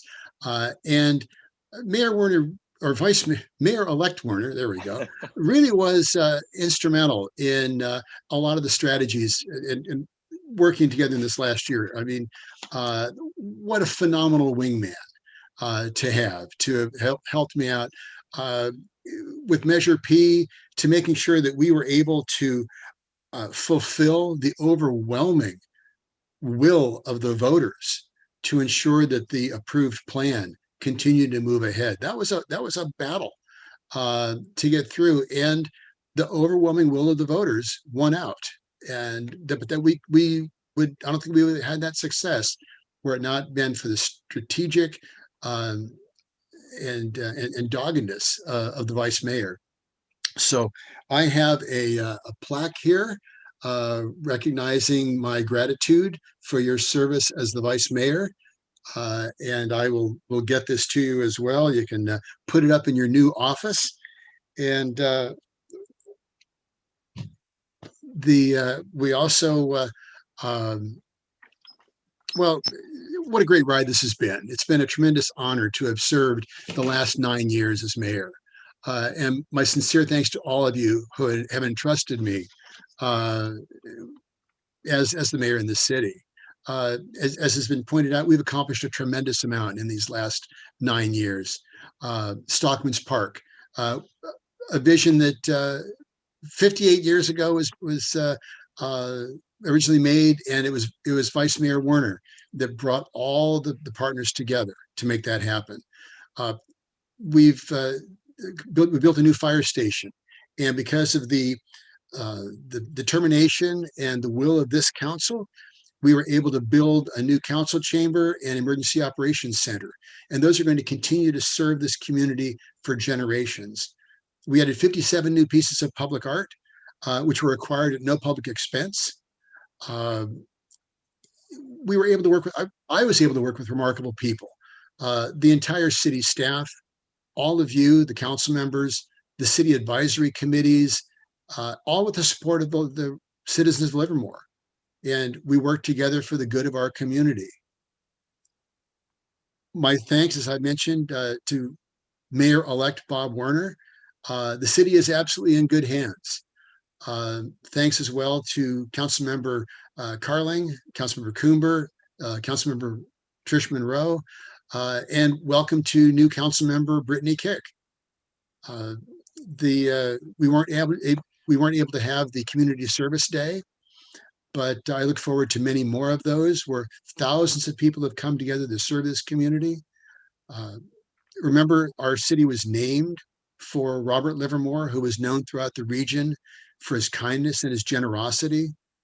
And I firmly believe that that spirit continues to live on in the DNA of this community. And it is my sincere hope that the council and the members of our community can continue to work together for the common good. And remember that people can disagree without being disagreeable. In closing, I'm thankful for the remarkable people with whom I've been able to work. And that's what I'm going to miss the most, is the people. I'm going to miss the hugs and the handshakes that are usually associated with the goodbyes. And I'm going to miss the opportunity to personally thank each one of those people that I've been able to serve with. So with that, thank you all. I have been blessed to work in an extraordinary city with extraordinary people right here in Livermore. So thank you all. And before I might hand over the meeting, I'd like to present to Mayor-elect Woerner the ceremonial gavel. This is the perpetual gavel. It has engraved in it the names of all of the elected mayors of the city of Livermore. And your name is engraved on this gavel as well.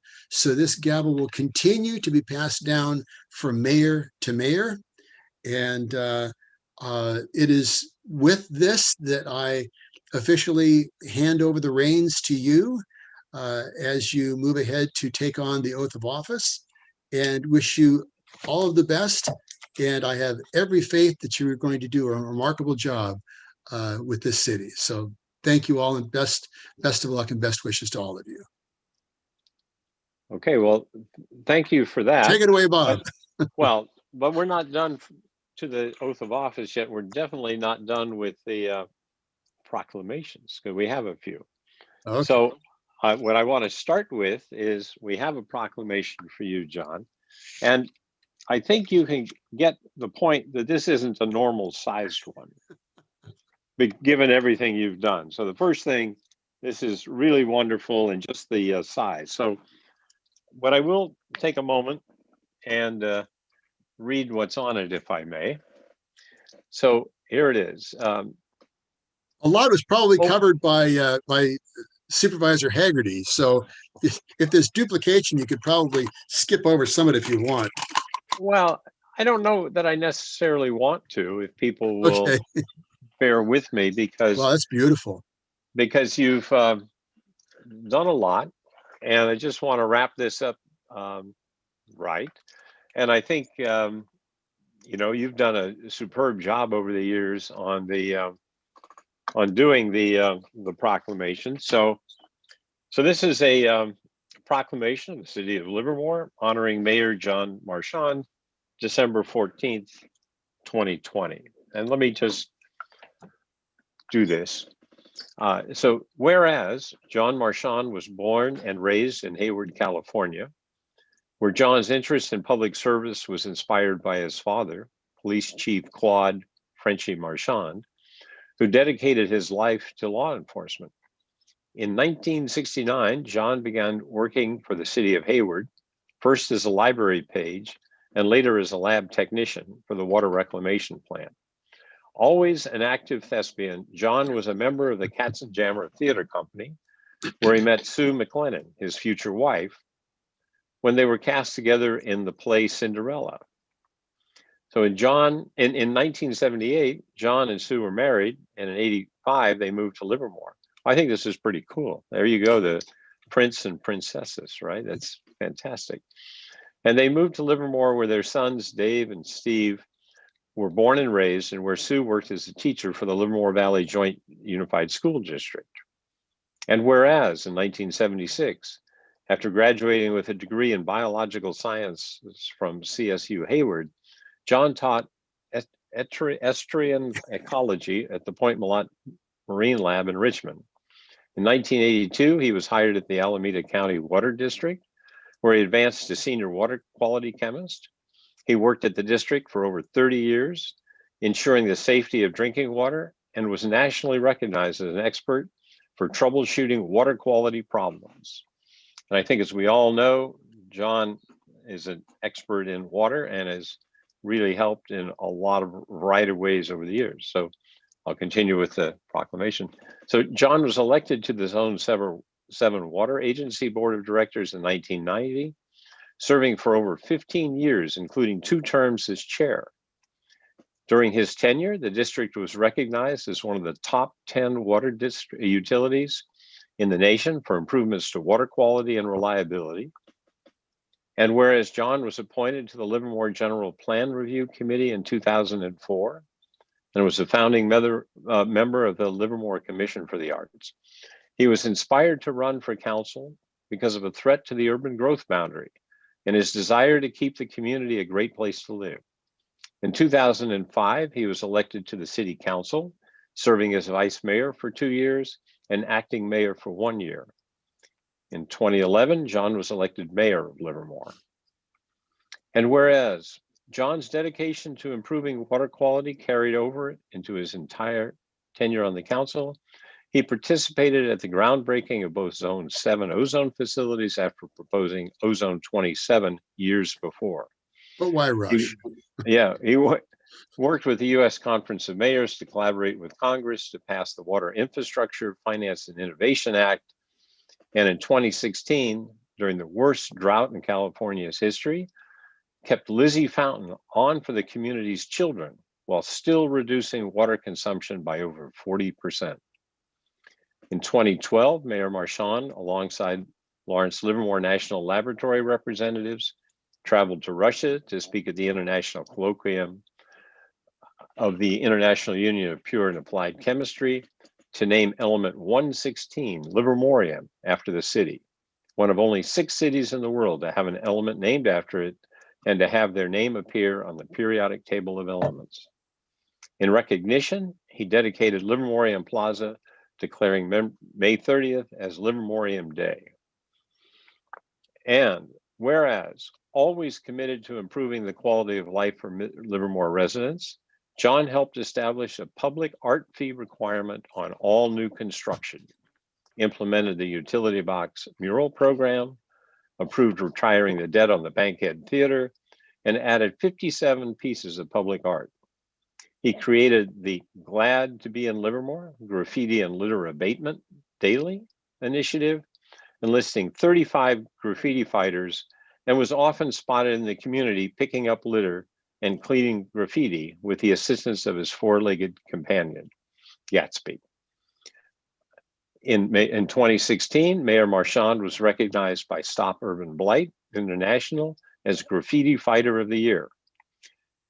To promote the impact individuals can have to improve their community, John worked with the city staff department with the LDS Church to create the Livermore Community Service Day, which has grown from over 400 to over 1,000 volunteers with over a dozen churches.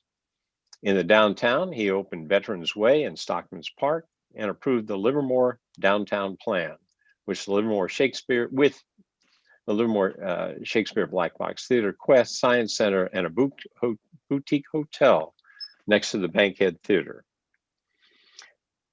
And whereas under Mayor Marchand's leadership, the city moved and restored the beloved historic train depot and completed construction of the premium outlets, Fire Station number 9, Airport Administration Building, and Civic Center Meeting Hall, which replaced the 30-year-old triple-wide temporary trailer.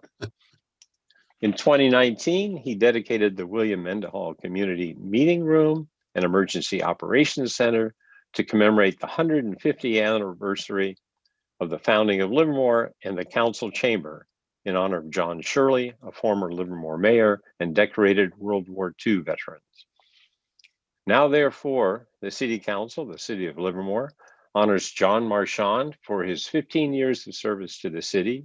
His leadership and dedication and commitment to Livermore will serve as an example for the city's future leaders. So there we have it. So I just want to say, John, that this is it's been an incredible run. You've been a great friend and colleague. I'm going to miss working with you, and and again, I'm looking to continue our relationship. But I have with this proclamation. So we have the proclamation. So we got that, and we'll get it to you. But just like on those late night TV commercials, there's more. So if I could want to say is I just read that proclamation, and of course it's larger than life because John is in so many ways. But what we also have here is a scroll. Now, I don't have any centurions for let me unravel it, but this then contains a list of all your accomplishments. And I would like to say that we were fortunate enough, Marianne Lobo was fortunate enough to enlist your wife to inscribe it. So thank you. And that was a lot of effort. It's nicely done calligraphy. So I won't unroll it here, but we did unroll it earlier today. So so if you can see that It's there, right? fantastic. That's So amazing. I don't know if you can zoom in on that, probably not. But anyway, there's that whole list, and it's and I think it's a good representation of all you've done for Livermore. That's incredible, and I wanted to thank you.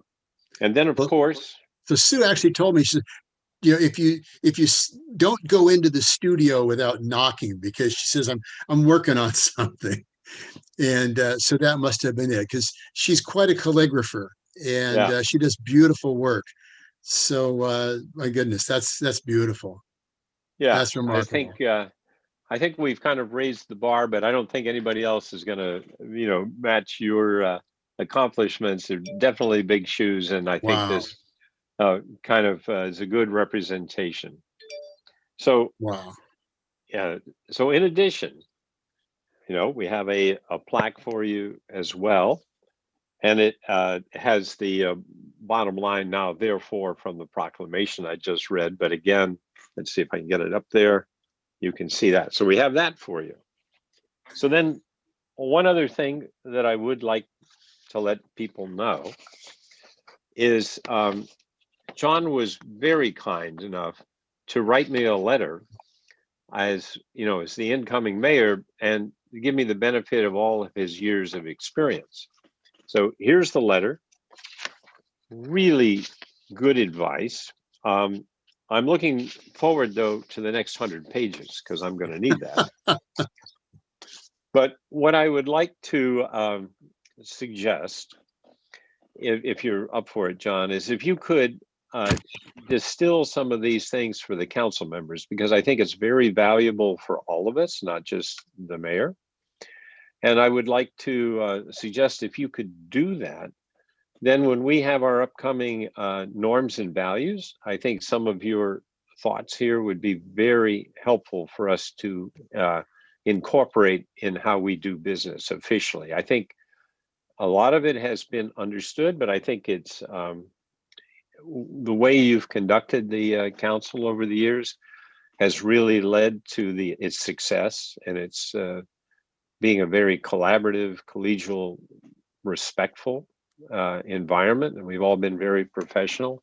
So I think this is just wonderful. And so I can't say enough about how much I've appreciated our relationship, and I'm looking forward to having your advice as we go forward on a regular basis. I think it'll be very helpful. So thank you. And then I would like to turn it open to anyone else who would like to say some things. Mayor, we actually received a video from Congressman Swalwell this afternoon that he asked to be played this evening. My goodness. So can we do that after the other council members have their chance, and then I think that would, then we can play that. Does that make sense? Absolutely. Can you just insert what I said before right here? I'll just move it. Yeah, I think they can do that where they can clip the video, you know, chop it. I was kind of kidding, but thank you. Thank you very much, John. Thank you. Dave, from one chemist to another, and a former neighbor when you lived a couple of doors down. I've known John and Sue for a long time, and I've always appreciated your enthusiasm and support for this community. I think in terms of the shoes that one has to fill with the incoming mayor, I think part of it is just the love of this community that is almost immeasurable from John. And so I certainly appreciate that. I also, Mr. Woerner made a point about your professionalism, and I think that's another important point. The way you conduct the meetings with great respect for the folks that come to speak, I think has been something we can all learn from. And I have always appreciated that. And lastly, I don't know how you find the time to do all the activities that you've done. I mean, it's just amazing. I mean, the list, you know, we've heard a lot of lists of what your accomplishments have been. And I don't remember who read it, but the number of, I mean, Eagle Court of Honors and Blue and Gold dinners and Weeblos and things like that. I mean, that's just amazing. I mean, those go on top of all the other things that one expects of a mayor. And John, you're to be congratulated for reaching out and being available for any of those activities that people invite you to attend. And so I think those are remarkable achievements on your part, in addition to all the visible things that you see around town. And I certainly will miss working with you and have admired your leadership the last 4 years on council. So congratulations to you and to Sue. Well, thank you. And I'm not going anywhere. I'm going to stay here and enjoy the town that we've helped to create. But, you know, as far as the Eagle Scout Courts of Honor and the Blue and Gold dinners, you know, how do you know something's important? It's because the mayor shows up, right? And why is it important? Because the mayor's there. So these are reasons to celebrate within the community. And that's why the community comes together to celebrate. So it's always been an honor for me to recognize these milestones. And Dr. Carling, you're an Eagle Scout, so you get that. You understand how important that is. I do, but it's much appreciated. Not everybody does it, so that's the point. Well, thank you. John, at the risk of repeating myself here, I just wanted to say how wonderful it's been to work with you for just 4 years, but I always admire your energy. If anybody, it's hard to make me get tired, but when I see your schedule sometimes and where you are, what you're doing, and I take a nap. You know, I really appreciate all the work you do and the way you've reached out with every corner of this community to make it feel a part of what Livermore is all about. Thank you so much. Well, thank you. So I think at this point then, can we play that video? Is that appropriate?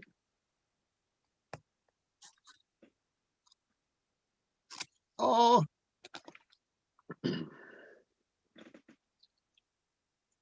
Oh, we're on mute.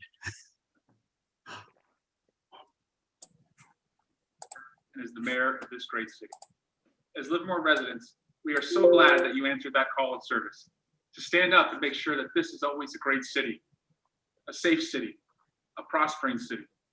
You brought your expertise in water to make sure that even during a drought, we were always seeking to find innovative solutions. As we see congestion on the rise, commute times getting longer and longer, you've been one of the fiercest advocates for Valley Link.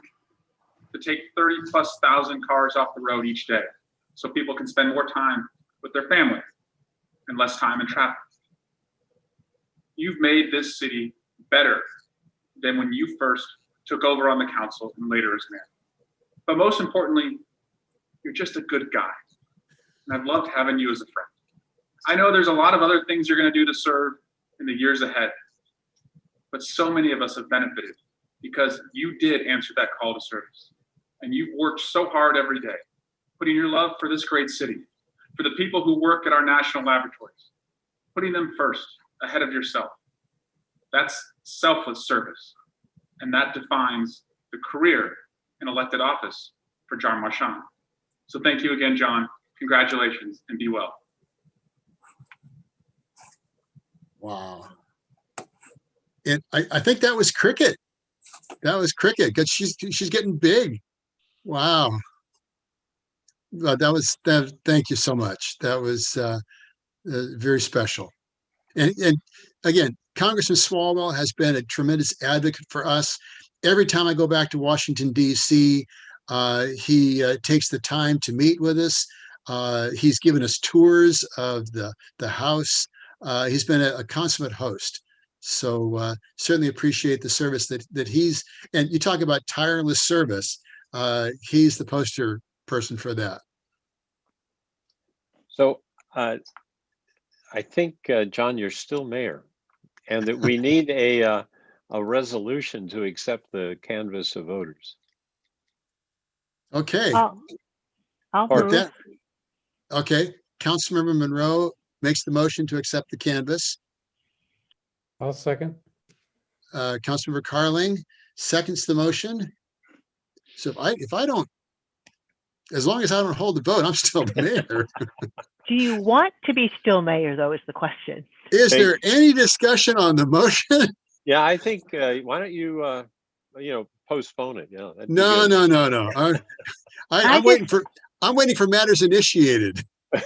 I just want to say that, that was a lovely video with Congressman Swalwell, but Cricket totally upstaged it. Oh, absolutely. Oh, that's my discussion. Yeah, Cricket rocked it. She was great. So with that, roll call, please. Oh, wait a minute. Sorry. Yeah. Okay, we can do that. Okay, so roll call, please. Councilmember Monroe. Aye. Councilmember Coomer. Aye. Councilmember Carling. Aye. Vice Mayor Woerner. Aye. Mayor Marchand. Aye. All right. So with that, we have passed the motion, and the next thing to do is to adjourn the meeting, and then we will reconvene. There's going to be, I think, about a 10-minute break while they rearrange the everything here. So we'll take a few minute break, and then what I will do is I will use the perpetual ceremonial gavel to adjourn the meeting. Sine die. Thank you all so very much. It has been a tremendous privilege. Thank you, John. Thank you. Thank you.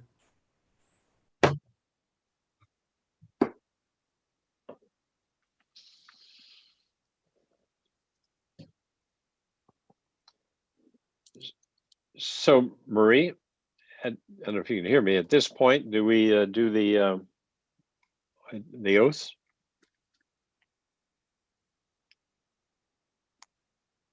Yes, if you are ready, we can go ahead and do your oath, and then we will move on to Councilmember Kick and then Councilmember Carling. Oh, good. Okay with me. Okay. Vice Mayor Woerner, please raise your right hand and repeat after me. I state your name. I, Bob Woerner, Do solemnly swear do solemnly swear that I will support and defend that I will support and defend the Constitution of the United States the Constitution of the United States and the Constitution of the State of California and the Constitution of the State of California against all enemies, against all enemies, foreign and domestic, foreign and domestic, that I will bear that I will bear true faith and allegiance true faith and allegiance to the Constitution of the United States to the Constitution of the United States and to the Constitution of the State of California, and to the Constitution of the State of California, that I take this obligation freely that I take this obligation freely without any mental reservation without any mental reservation or purpose of evasion, or purpose of evasion, and that I will, and that I will, well and faithfully, well and faithfully, discharge the duties discharge the duties upon which I'm about to enter. upon which I'm about to enter. Congratulations, Mayor Woerner. Thank you so much. Congratulations, Mayor Woerner. Thank you. Congratulations, Mayor Woerner. It's going to take a while to get used to that, frankly, but thank you. Not that long. Next, we will have Councilmember Kick.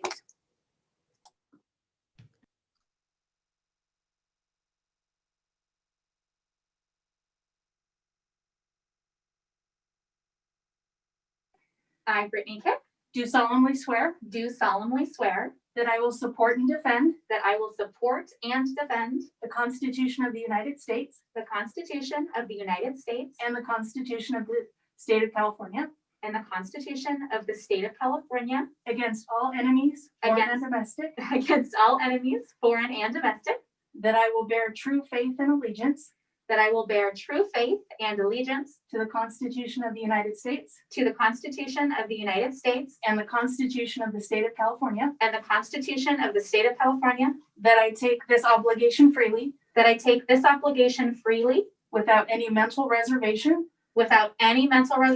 or purpose of evasion, and that I will well and faithfully discharge the duties upon which I'm about to enter. Thank you.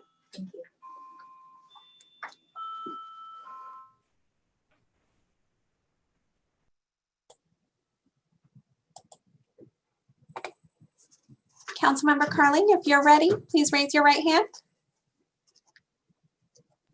I had to unmute first.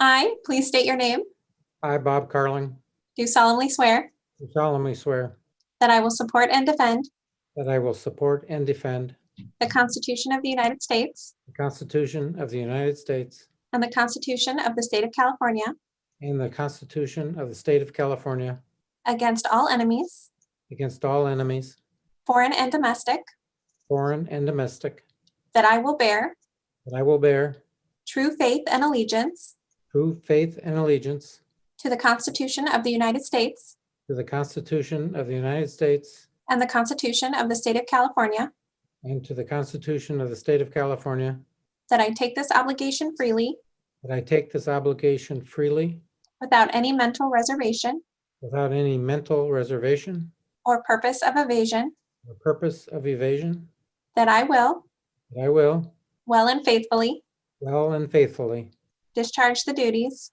discharge the duties upon which I'm about to enter. upon which I'm about to enter. Congratulations, Councilmember Thank Carling. you very much.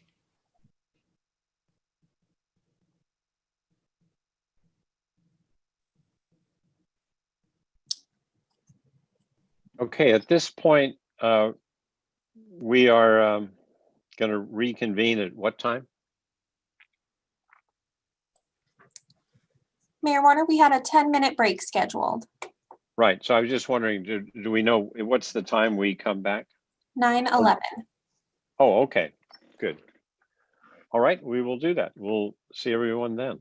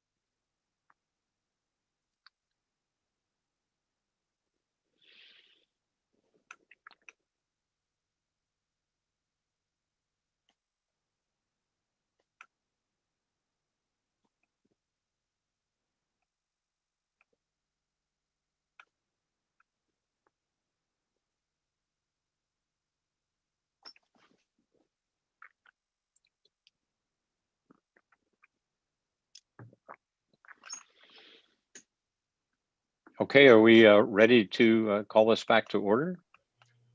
Sure, TV30 here. We will count you in as soon as you give us the go-ahead. Okay, please do so. Okay, ready. Stand by. Here we go. And in 5, 4, 3, 2, 1, and we're live.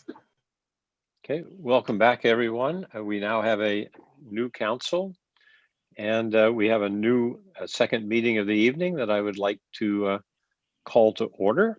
I think the first item of business is the roll call. Councilmember Monroe. Aye. Here. Councilmember Kick. Aye. Councilmember Carling. I'm here. Mayor Woerner. Here.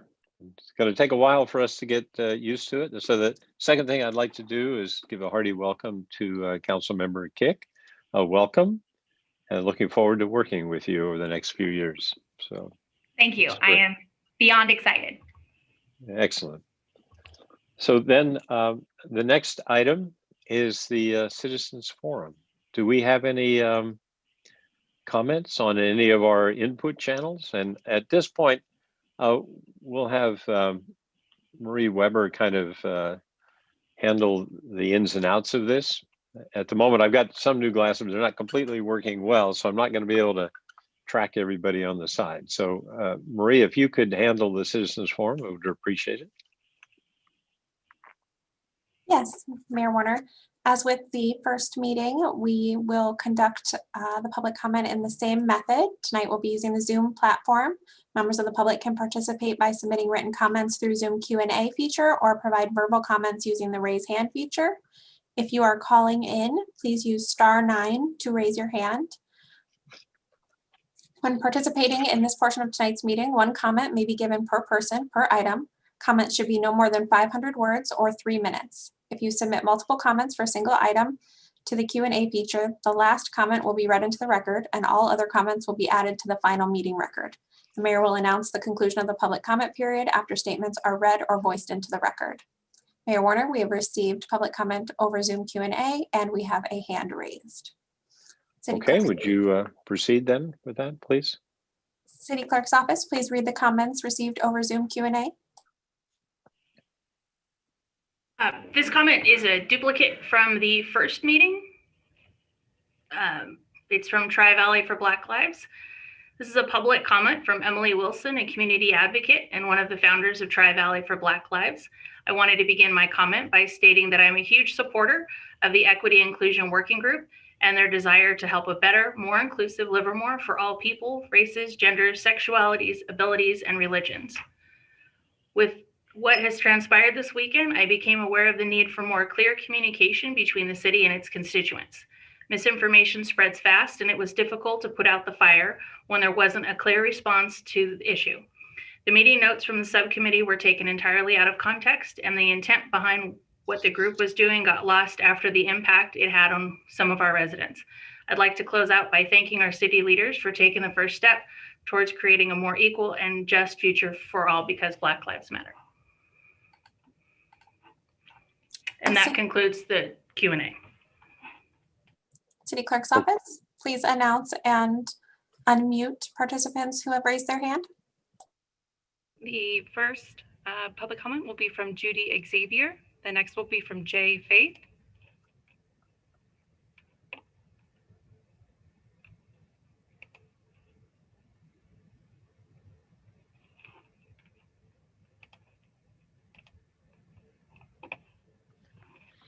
Judy.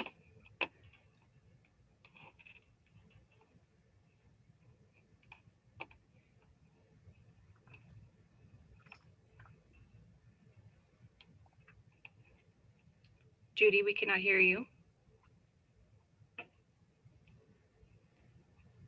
Okay, you can go ahead and put it in your comments in the Q&A field. We'll move on to the next. This is Jay Faith.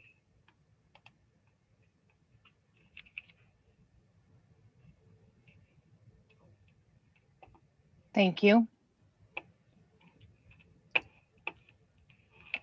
My comment is with regard to the equity and outcast group.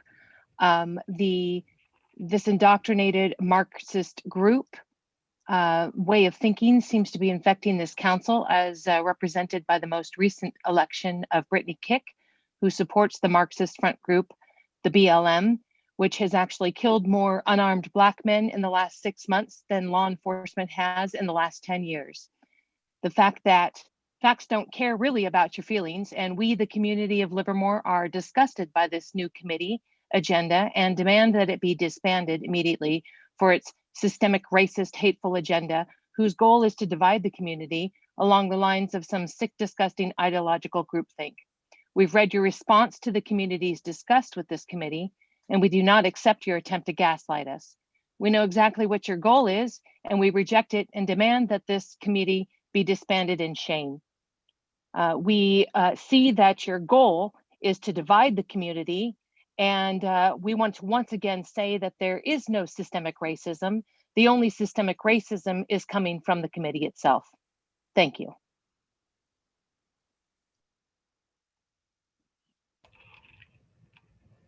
Next is Hayden Sidden.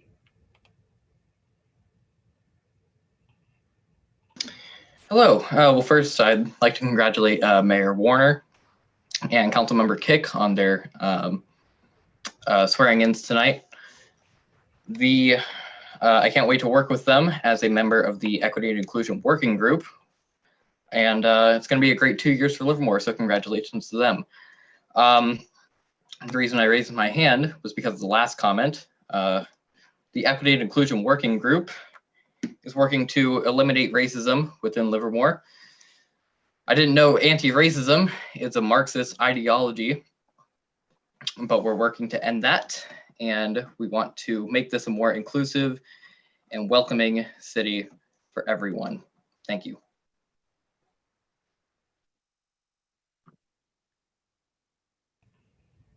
And that concludes the raised hands.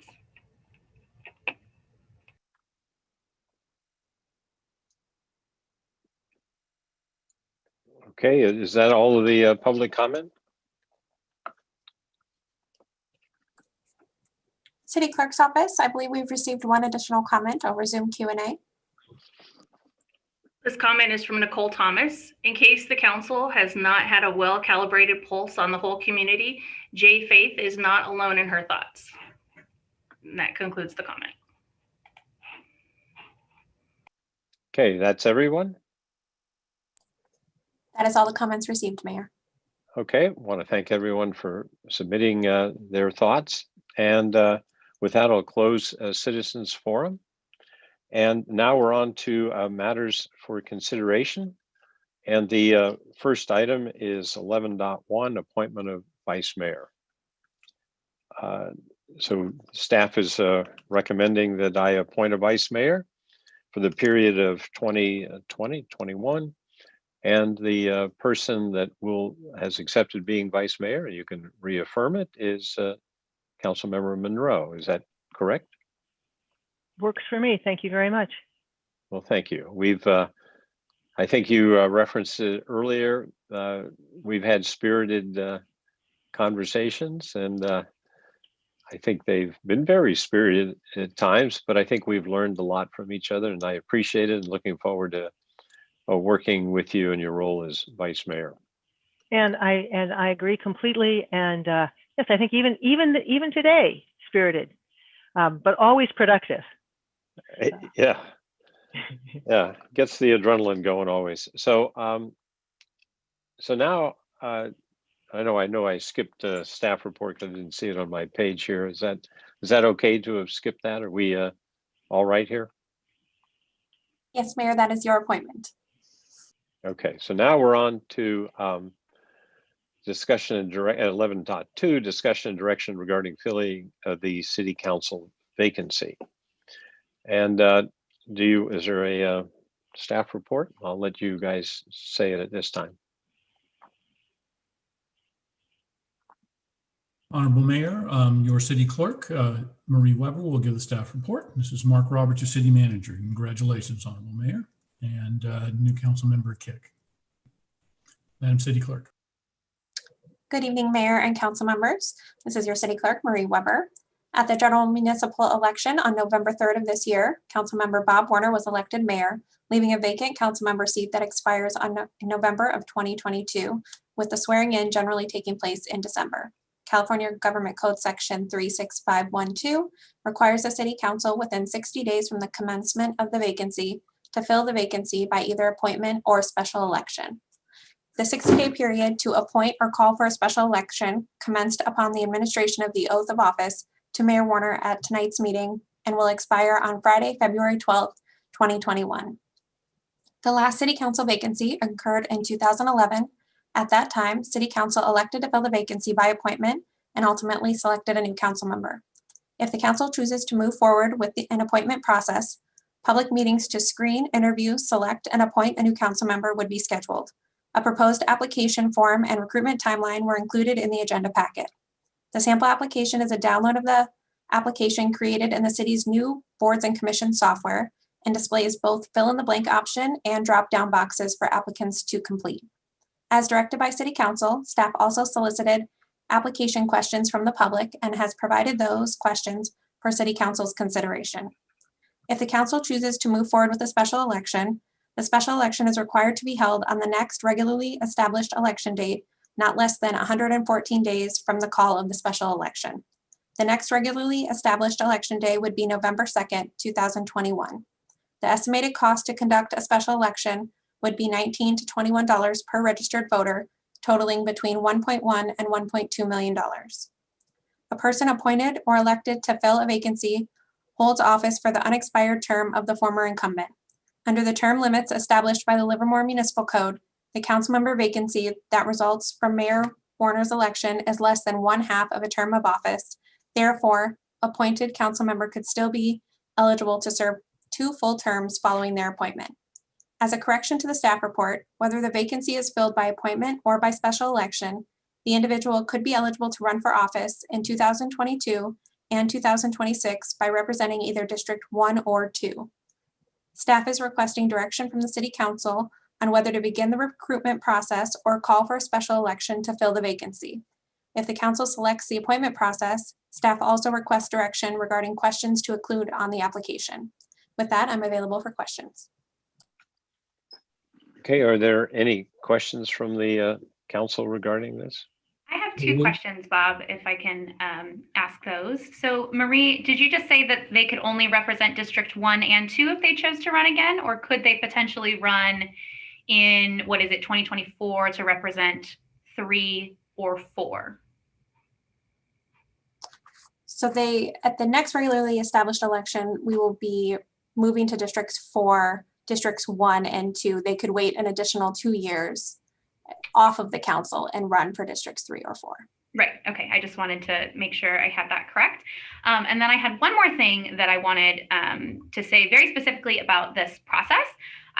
First, I want to start with, thanking everybody for the opportunity to serve that voted in the election, and to encourage people to apply if we do choose to do this.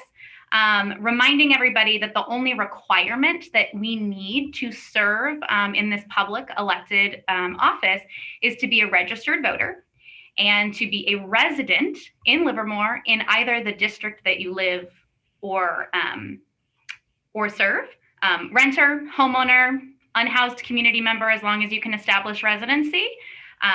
Whether you're 5th year in town or 5th generation Livermore resident, we are happy to live in a country where we can do that. So I encourage anybody to apply to this position, no matter what their status, as a longtime resident or a new person who chose Livermore as their home. I would suggest that we appoint this because it's going to save significant amount of dollars. I believe it was $1 million, Marie? Between 1.1 and 1.2 million, yes. Correct. That's all. Thank you. We need to make a motion to that effect. I believe that's the easiest way to get through this is first let's decide that and then go to the other process. Yeah, so I'll move that we appoint a new member of council. I'll second that with the caveat that isn't that why we had the question? Shouldn't we decide to do that at the November 23rd meeting? Just hang on a second. Well, it's not a, it's a different we now. And I see, okay. I think we set this up, but it may be possible. I don't think it'll hurt to reaffirm that that's our process, but we can check with the city clerk and the city attorney. Do we need this, or have we already decided? So Mayor Woerner, this is your city attorney, Jason Alcala. No, the city council has not decided made the decision whether to appoint or call for a special election. At your last city council meeting, there was direction given to the staff and the councilors to prepare for it, but no direction has yet been given. Well, thank you. That was my understanding. So I think I've heard a motion and a second. And any further discussion? Seeing none, can we have a roll call, please? Councilmember Monroe, Aye. Councilmember Kick, Aye. Councilmember Carling, Aye. and I apologize, Vice Mayor Monroe. Mayor Woerner, Oh, yeah, I should change my label. I'll say yes. Oh, me too.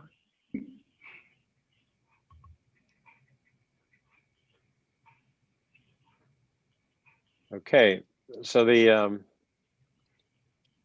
me I'll back that up. Well, I got to find my keyboard. There we go. Okay, thank you. I mean, that, as I say, it's take a while to get used to it. So with that, we've decided on the appointment process. And we have the application. I think our next order of business, and I want to get guidance on this from the staff, but I believe is for us to agree on the time frame, given the order of the attachments. So if we could look at attachment 2 for the timeline, and would like to see if we can get agreement on that as being the appropriate timeline. Anybody have any discussion or want to make a motion on that being the timeline? Do we need to make a motion on the entire item or each individual attachment? I think my preference is that we just agree on the timeline, and then just each piece, because it's the last piece on the application is going to be complicated, and a lot of times we forget what we're doing, and so I think it's easier to just step through this in order if we could. So I'll move to accept the timeline. I'll second. Great. Any discussion? Okay, roll call, please. Councilmember Kick, Aye. Councilmember Carling, Aye. Vice Mayor Monroe, Aye. Mayor Woerner. Aye. Okay, with the next we come to the application and the questions. And we have two parts here. We have an example of the application, and I don't know if we need to make any adjustments to that, but I would first say we don't going to do this in motions at this point, but I think we could, if we could focus the conversation first on the application that we saw, which was attachment 1, and then second we'll go to what the additional questions are. So does the city clerk want to say anything about the application that we saw in attachment 1? Mayor, the application provided in attachment 1 was what was requested in the recruitment in 2011.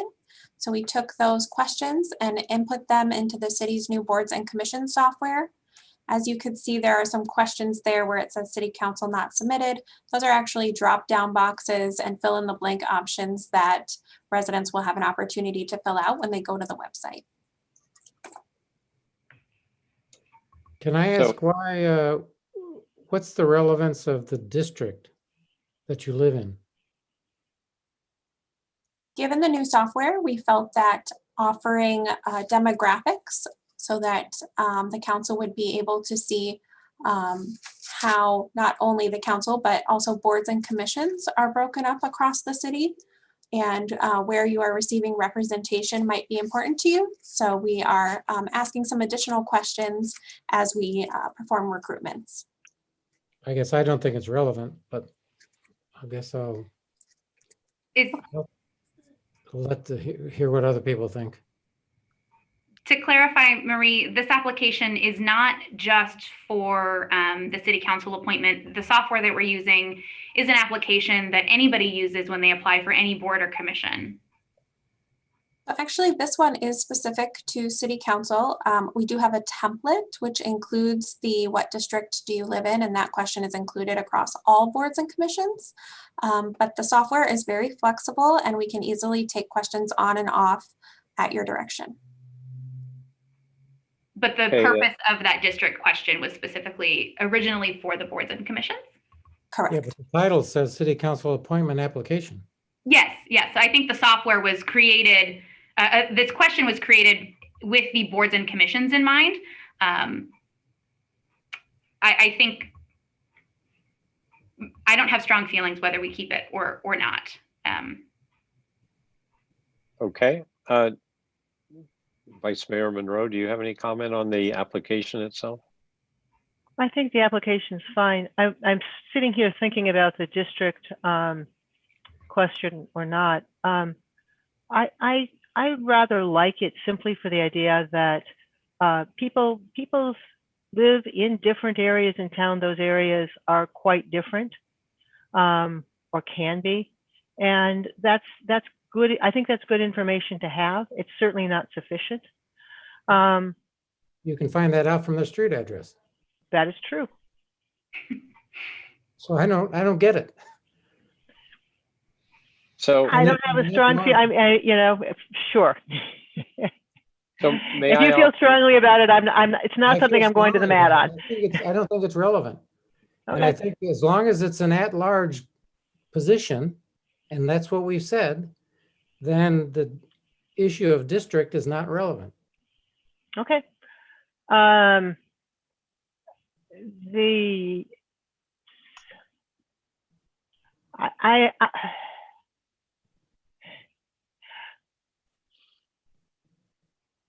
don't quite know how to put this. I guess what I'm wondering about is going through each one of these things there. The things that seem very relevant are the fact, what is your participation in civic life? What do you think your qualifications are? What are your interests? I'm wondering about years residing in Livermore. How much do we care about that? What does that tell us? The council member Kick's point, that shouldn't be relevant. I don't think it should be relevant. I think that no matter how long you've lived here, whether you chose to live here 5 years ago or your fifth generation, you should absolutely be welcome to serve on council.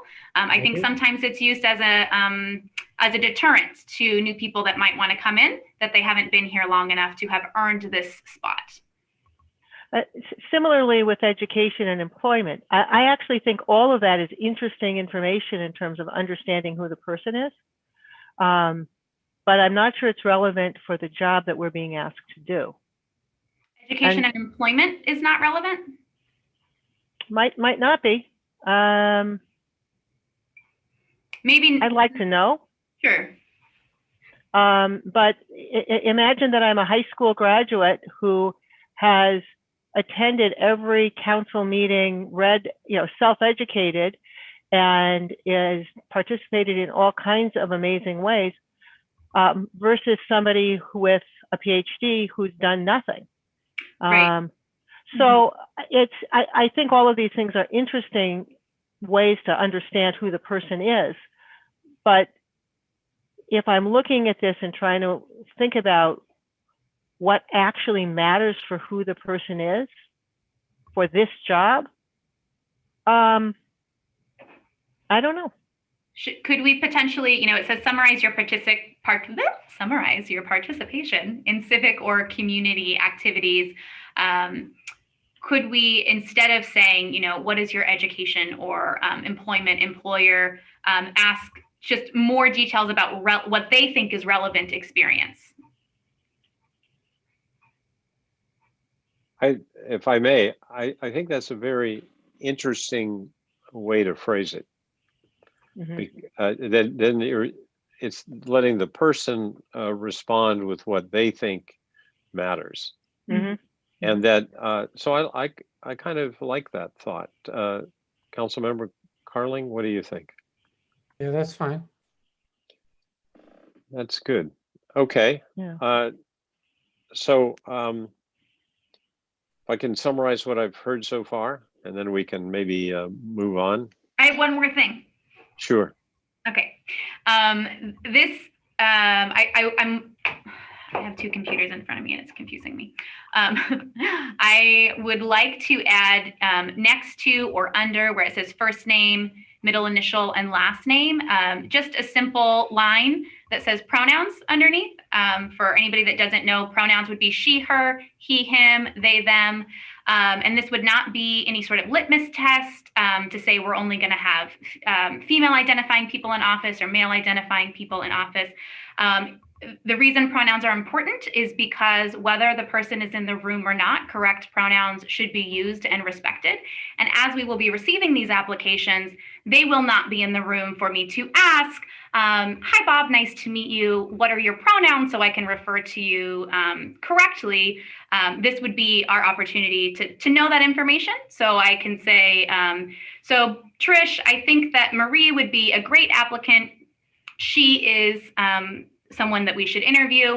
If Marie's pronouns were not she, her, it would be disrespectful to her to refer to her in that way. Sure. Yeah. Yeah. Okay, Councilmember Carling, do you have any comments on that? No, it's okay with me. Okay, that sounds good. So if I may, at this point, anybody else have any other suggestions? We can maybe summarize for staff what we think we're doing. Is that okay? So starting at the top, we'll add the line for the pronouns. We will drop the district question on this one. I think it's certainly relevant on future ones, but this is a transition time, as has been pointed out. This is open to anyone in any place in Livermore, as long as they're a resident of Livermore. I've heard that we will, in terms of their education and work experience or whatever, make it more general to what experience would you like that you have you would like us to consider. And that we've also decided to drop the question about how long a person has resided in Livermore. Did I capture it all? I think so. I want to just go back to that question about how long someone's resided in Livermore. The only reason I actually think something about your engagement in Livermore needs to be said. If you walk into town and you know nothing about the city and you say, you know what, I'm here to serve because I've had experience in 5 other cities and I'm going to be great, I'm not interested. And that maybe will come up in other ways. But is there some way, not necessarily to say you've lived here 5 years or 6 generations, but to address that question of, and maybe it's just addressed in what work have you done in the community? Maybe that's where it shows up. Never mind. And that's the last question. And although I do think we have to be careful here, because if we said the years in Livermore don't matter, but now we're saying you have to have years of service in Livermore, that's kind of inconsistent. So I think we leave it at what does the person think is relevant, and their participation in the last one, civic or community activities, including years of service on that. I'm not going to restrict it from other places, really. So, because that's where you can have someone who's experienced from another place who can just have moved here and be qualified. So I think it's, let's let the applicant decide how they want to answer this. And Fair enough. Fair enough. Does that make sense? So I would ask staff, are we clear enough on now on this application? On this part of it, we're going to go to the questions, the other additional questions next. Yes, Mayor. Okay. So now let's go to attachment 3, if we may. And I would like to make the following suggestion as to how we do this.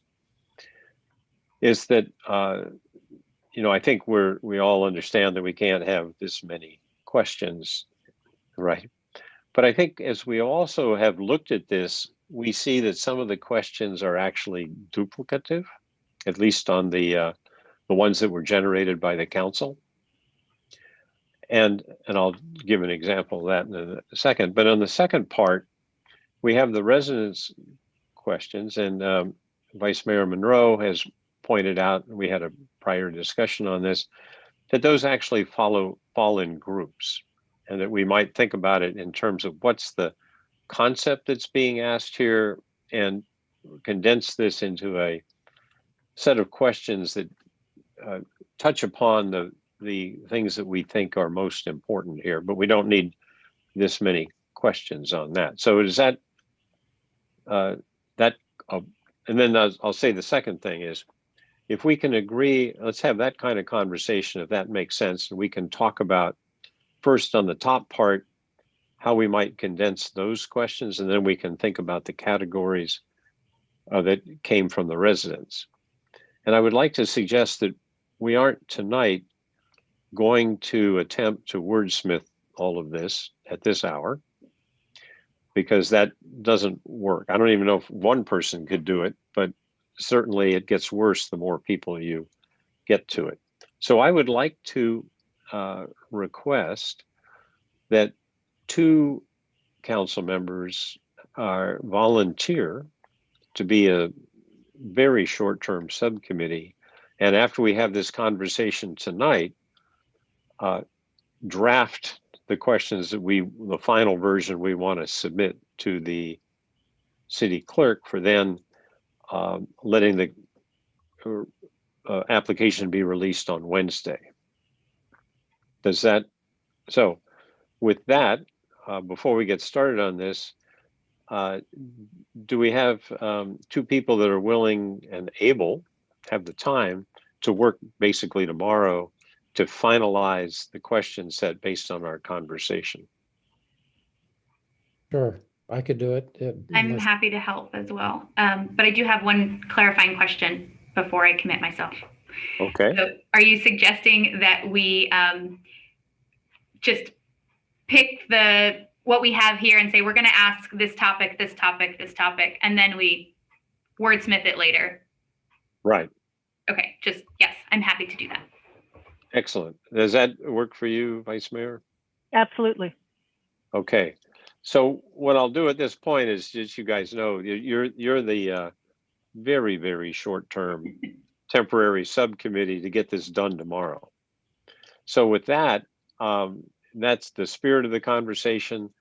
I'd like to open it up just for example on the first set of what we might consider, and then we can go from there. And I'll let somebody else do a similar thing that I'm gonna do on the top section on the bottom section. So let's go to the top section and think about what we have here. And as I look at these questions, I see, upon joining the council and what would be your priorities, as very similar to what issues do you believe are going to be the most important for the council to deal with over the next 5 years? What should the council proactively, do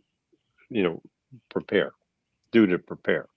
So I think those are basically very similar and could be combined into one question.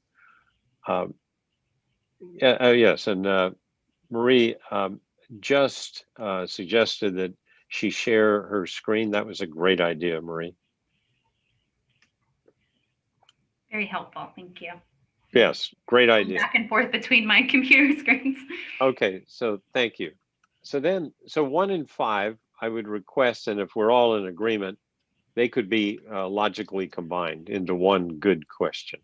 Yes. Mm-hmm. Okay. I think 2 is standalone as is. And then if we get to 3, sort of 3, 4, and 6 are very similar in content. I mean, the only difference between 4 and 6 is 5 years versus 6 months. But the idea that I see in those questions are, have you been paying attention, basically, and do you agree or not with what's happening? Can I agree with your point. I'd like to get some consensus from the council as to what number we pick between 6 months and 5 years. I think one of the challenges of 6 months is that we've been under COVID for longer than that. And that's a very different environment than, what we've been doing over the last 2 or 3 or 4 years. So I don't know that we should go back 5 years, but I think it should be longer than 6 months. And I guess I'm looking for some other thinking around this as to So in my traditional habit, I will just say both and. And what I mean by that is, hey, and I might as well own it at this point. What I mean by that is that one question, one speaks to the long term and one speaks to the short term. And both of those things are important. So in the short term, what I want to know is, have you been paying attention to what the city has been doing under COVID? And in the long term, I want to know, have you been paying attention to what some of the longer issues have been? Do you know what the history is? Regardless of whether you've lived here for, again, 5 years or 60 or 6 generations, what I want to know is, do you understand what issues have shaped Livermore in one way or another? But I think those can be asked in one question as long-term and short-term. Yeah, I would agree. And I think it's important that we clarify more than 6 months, whether it's in the application or in our interview process. So the person understands this is going to be a rough 2 years as we're coming out of COVID. And so that they have a pretty clear understanding of what the current situation is. That may or may not necessarily need to be on the application, but maybe we consider it for, an interview. Understanding COVID implications on council procedures. Right. So if I may, the council procedures are sort of dictated by the state and the county. I mean, we're not doing this. Yeah, I know we're not doing it for fun, but just that people know. Either. We don't have a lot of latitude in some things, but I think it may be, again, we may be getting a little too granular here for this question, and we should be leaving it to the applicant. I think that 6 months is too short a time frame. I agree with that. 5 years is too long. I'll leave it to the subcommittee to come up with a year and a half or 2 or whatever, that kind of thing in between. But I'd like to say this, my understanding of that question, or one way to interpret it, is, in many dimensions. One, has the person been paying attention? Second of all, how do they think about issues? Right. And that's basically it. What do they think is important, and how do they think about issues, and have they been paying attention? Those are the aspects of that I think are underlying the question. Mm-hmm. And you can tease that out with the right phrasing. Okay. So what I see with respect to that thing, I think if we can agree that there are 3 questions there. Mm-hmm. Okay, so then can we move on to the resident questions? Yes. Okay, who would like to discuss that?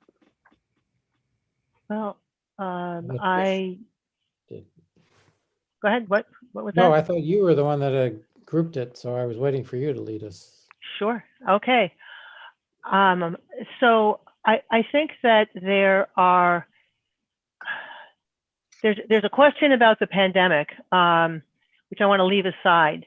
Then there are a set of questions about, which effectively equity and diversity in one way or another. And those include 2, 3, 4, 5, 6, 7 looks like we've already covered it. Perhaps also 8. 9 is slightly different in that it's around communication, but it's related. But 10 is also another one around how do you think about and engage with the different people in Livermore? I'm not sure they can be all, I'm not sure that's one question. It's probably 2, but it's probably not more than 2. A second question, second category is around communication. That's number 9. And I think number 9, number 15, probably 16. Those are questions around not reaching out and pulling people in. So it's both passive and active engagement with residents of the community. A third category is around climate change and how do we think about climate change and what do we do about that? So that's 13 and 14.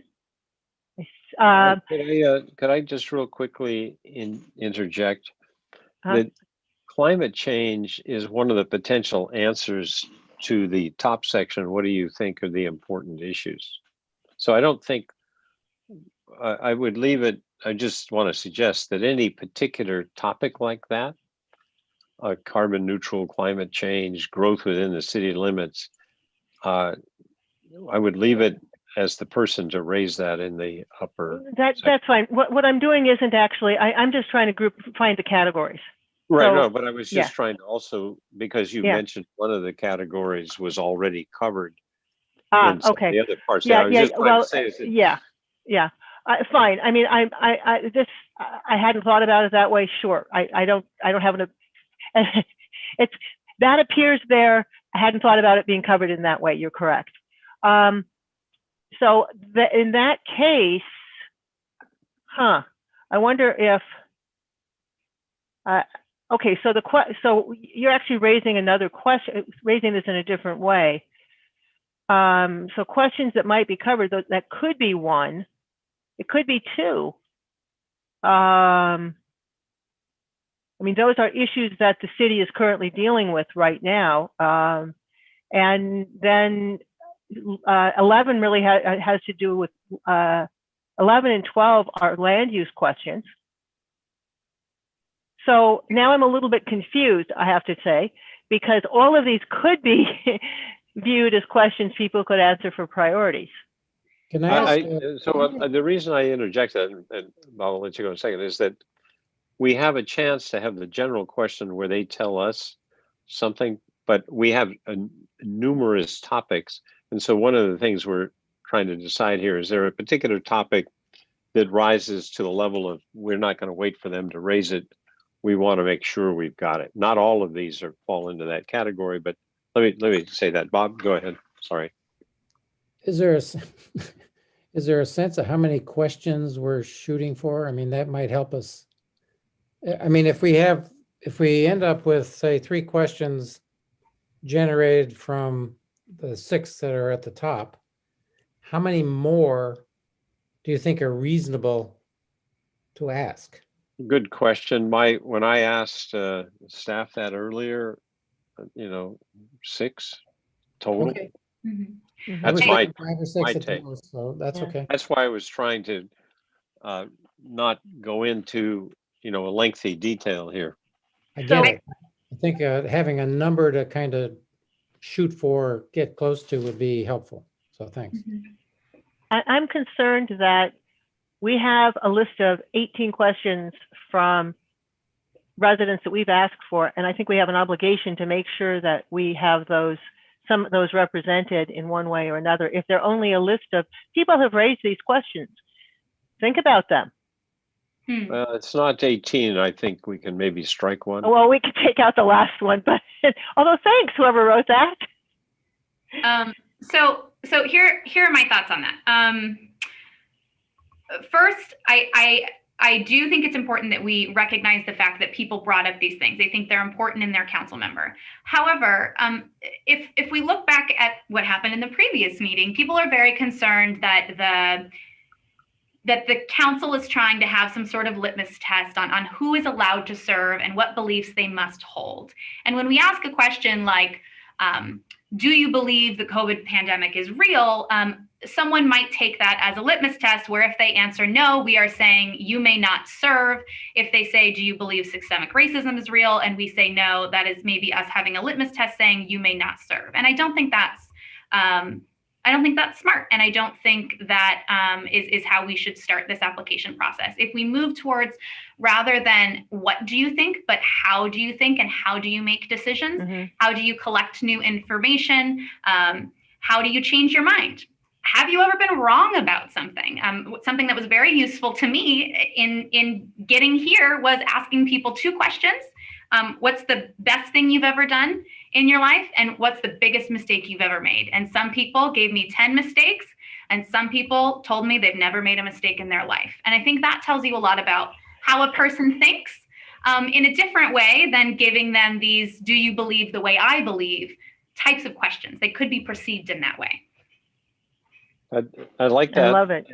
And the thing is, the good thing about this job is that you don't have to ask people, what they think they've done wrong. They'll tell you what we've done wrong. That never happens.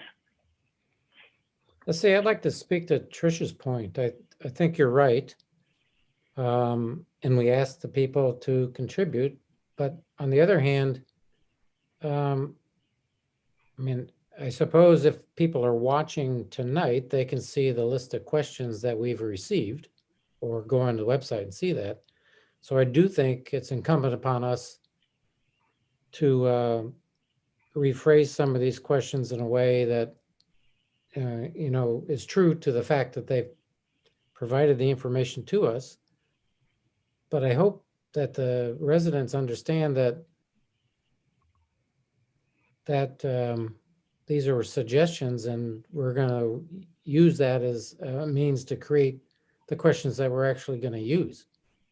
I mean, to Brittany's point, number 2, for example, what's your vision to keep Livermore on its path to a more equitable, diverse city? I think is a reasonable start to ask. And I mean, again, we don't want a litmus test to Councilmember Kick's point about, do you believe in systemic racism is real or not? But I think the second part of that very submission is an interesting question and is different than any of the ones that City Council. Right. And even if we expanded that to rather than what is your vision to keep Livermore on its path, because that is assuming that they think we're on a good path. So let's say, what is your vision of an equitable, welcoming city? If you look at our mission statement, I wrote it down somewhere earlier today. It says something about, this is going to bother me that now I don't have it in front of me. Someone screen share our mission statement. Goodness gracious.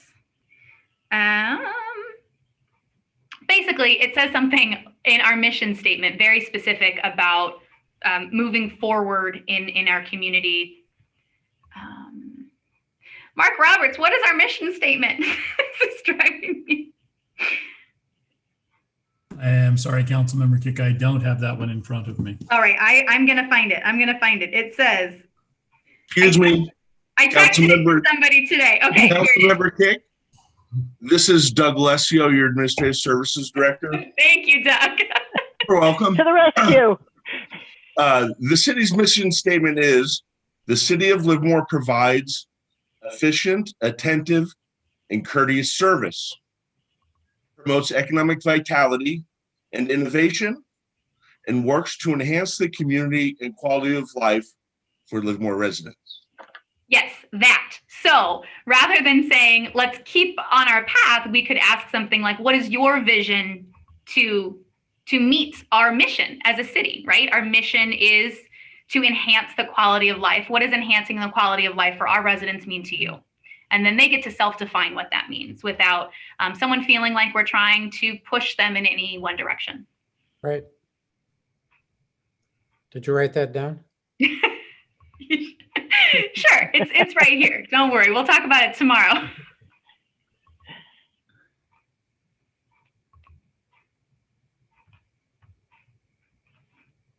And we also have. You're muted.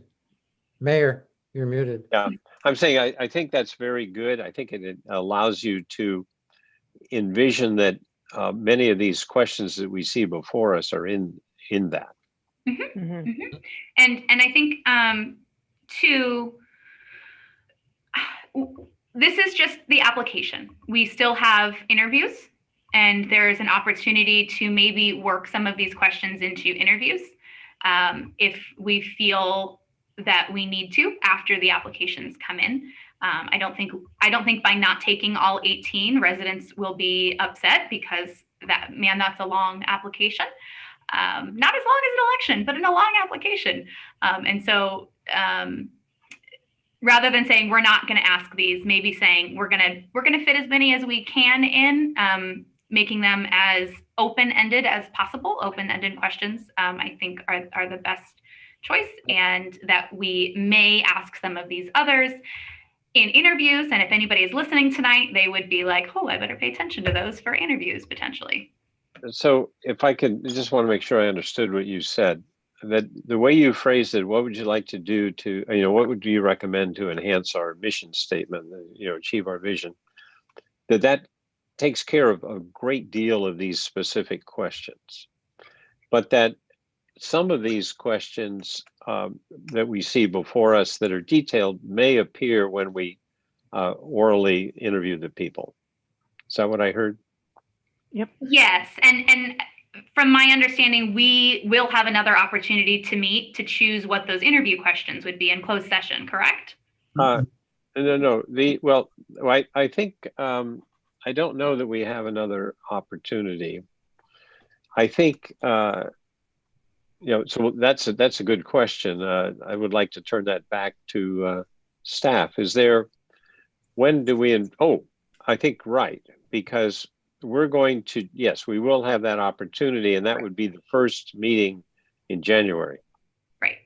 And that would not be open session, because we would be discussing the questions for interviews, and obviously we want those. Mr. Mayor? Yes. Mr. Mayor, this is your City Attorney, Jason Alcala. The process to develop your interview questions, we'd have to research that. I'm not aware of a basis right now that would allow you to go into closed session to develop those questions for your interview collectively. If you're the ones you're actually going to ask during the interview process itself. The opportunity in closed session is a very narrow exception to the law. Okay, so if I could suggest this, because thank you, and thank you, Councilmember Kick, for bringing that up.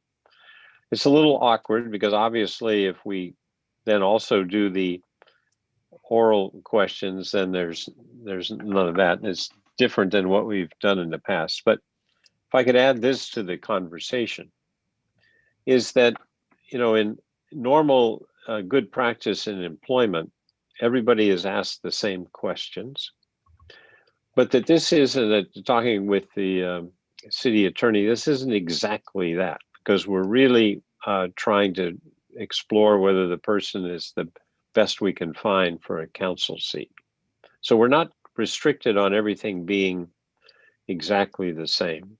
So I think the position we're in, and staff or anybody else can weigh in on this, these questions that will be developed based on what we were seeing, and if you could put the questions back, that would be good, are going to be fairly exhaustive. There's more questions here than we can actually get through. And that knowing this conversation, knowing these questions and knowing the way you guys are going to consolidate these thoughts into some generic launching questions, that these form the sort of the area that we might talk about. But I think we're also able to, depending on if somebody says something that's of interest, we can pursue that line of inquiry.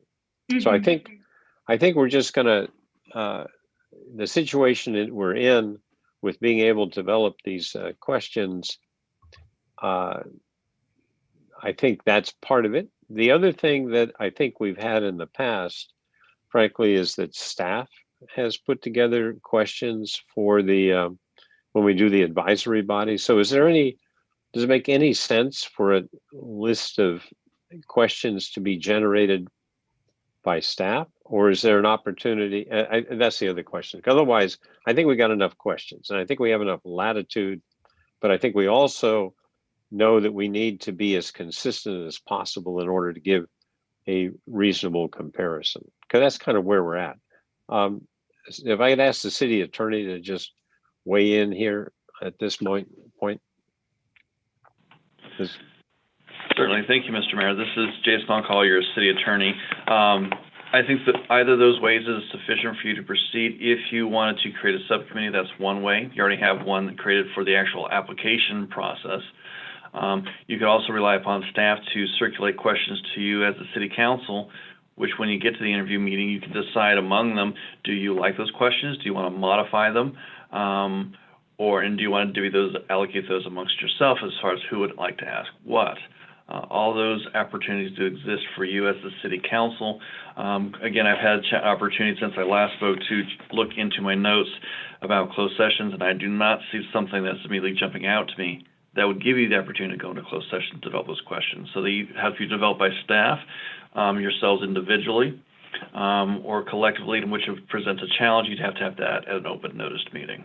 So. Yeah, so we can't do it collectively.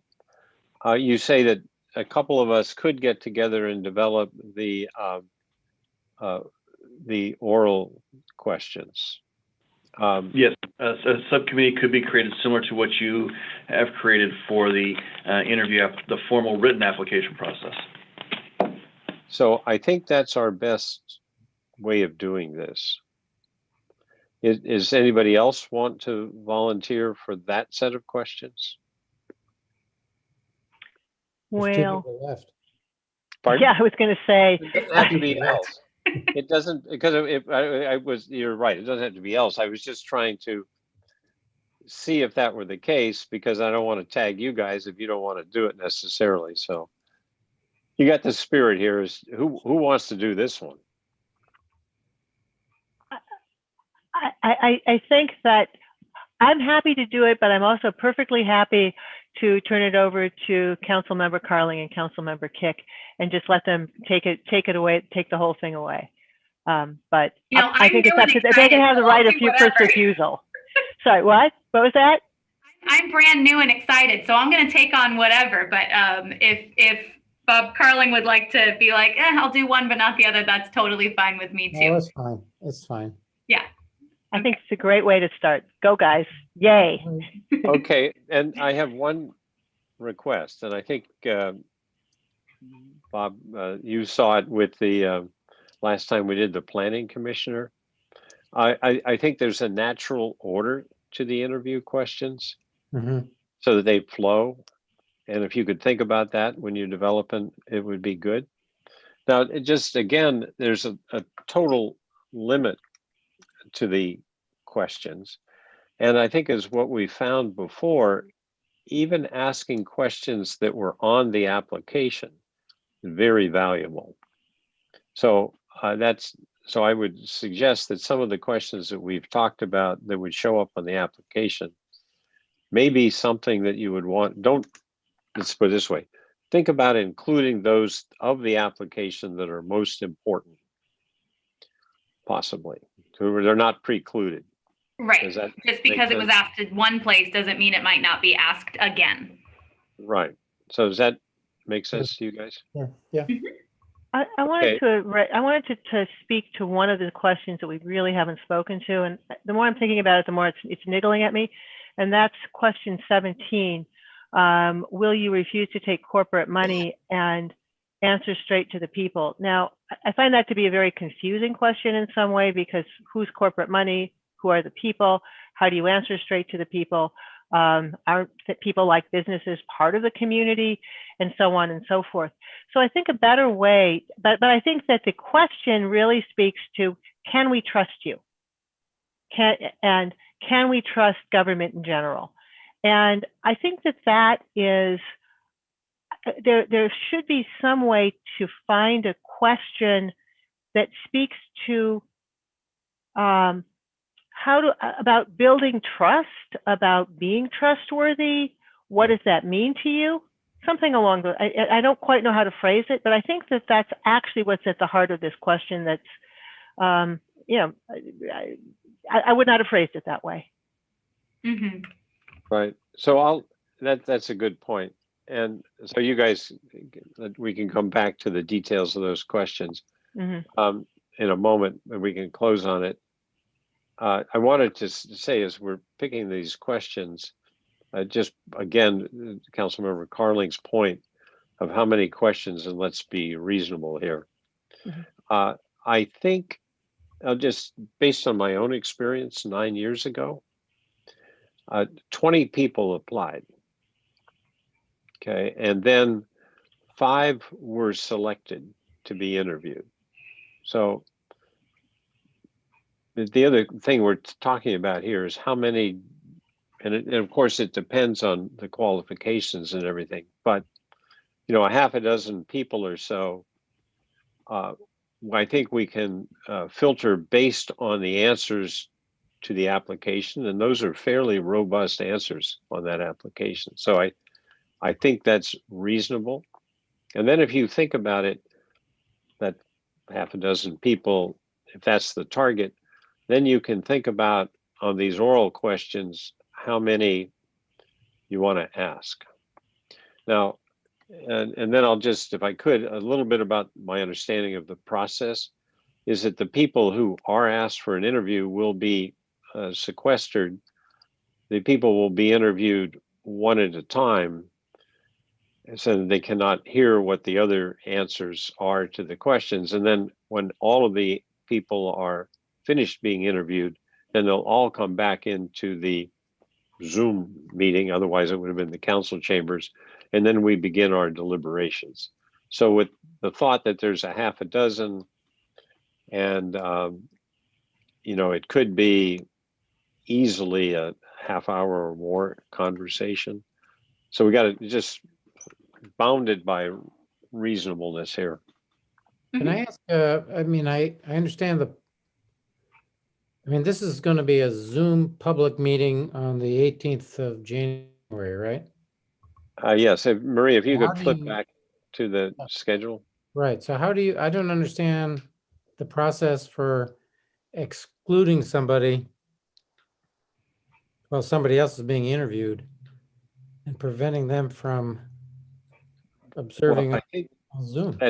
That's to be determined, but Okay. what I've understood is that we have plenty of individual conference rooms at City Hall, and that the people would be individual. We don't want to have, we want to honor social distancing, and so people could be observed. But you're absolutely right. I don't, you know, you hate to think about the possibility that somebody would want to cheat, but I think we'll have to take precautions, and Not we so can. much whether or not I think they might cheat. I think the public needs to know that we've thought about this and that we're that it's fair for everybody. I think as much as fair. Yeah, I think that's a good way to It's put fair. So that if the people are isolation, it's like, remember the old quiz shows where you're in the isolation booth or something? I mean, that's the equivalent of that.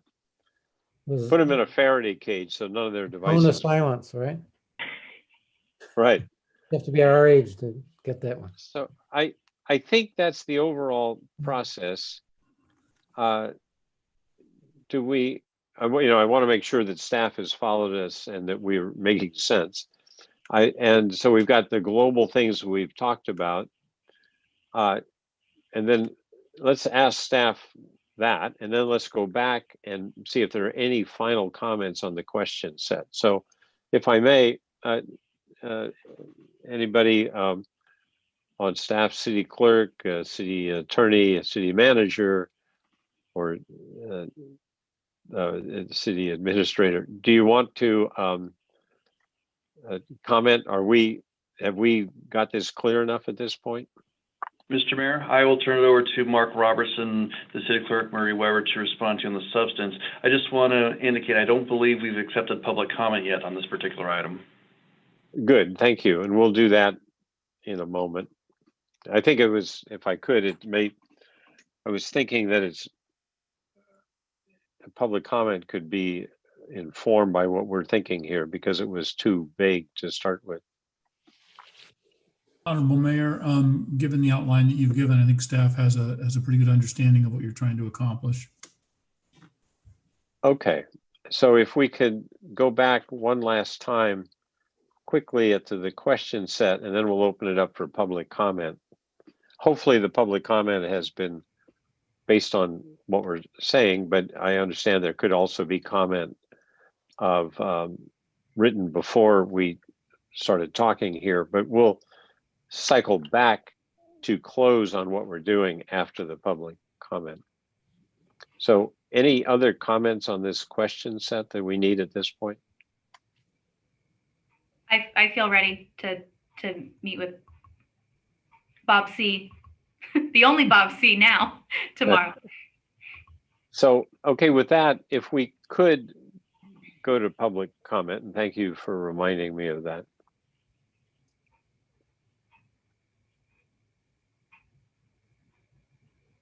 Mayor Woerner, no comments have been received. All right. I'm sorry, we just received a raised hand. Okay, good. City Clerk's office, please unmute the raised hand. Okay, I'm unmuting Hayden Sindhu. Hello again. Hello again. So this was written before the question discussion, but also kind of during it. So I apologize if it goes a little off topic, but I feel this needs to be said. I'd like to very briefly commend Councilmember Kick on adding a line to the City Council application on which applicants can place their pronouns.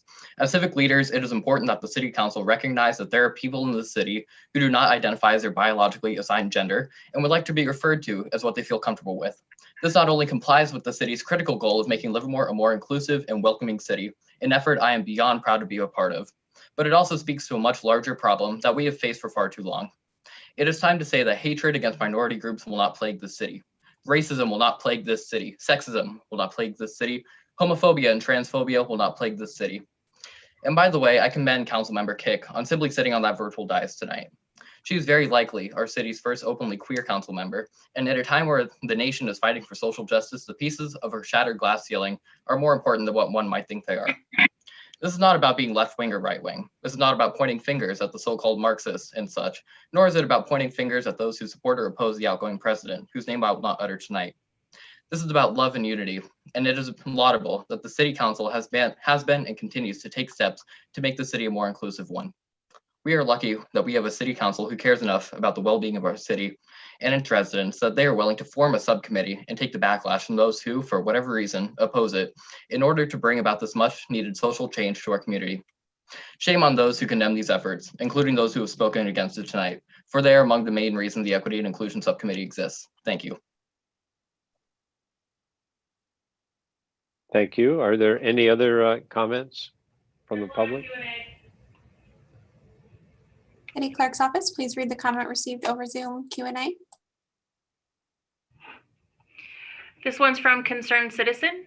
Well said, Hayden Sedun. And that's the comment. That is all the comments received. Okay, thank you very much. Close the public comment part on 11.2. Bring it back to the council. Are we do we have enough sense of what we're doing? Everybody good? I'm good. Vice Mayor, okay. Do we need a, I think there's no resolution required at this point, as would be my understanding. Is that correct? You are correct. Your direction is adequate for this item. Okay, good. All right, with that, I'd like to move on to 11.3, council members' appointments to the intergovernmental agencies. And do we have a, I see we have a staff report.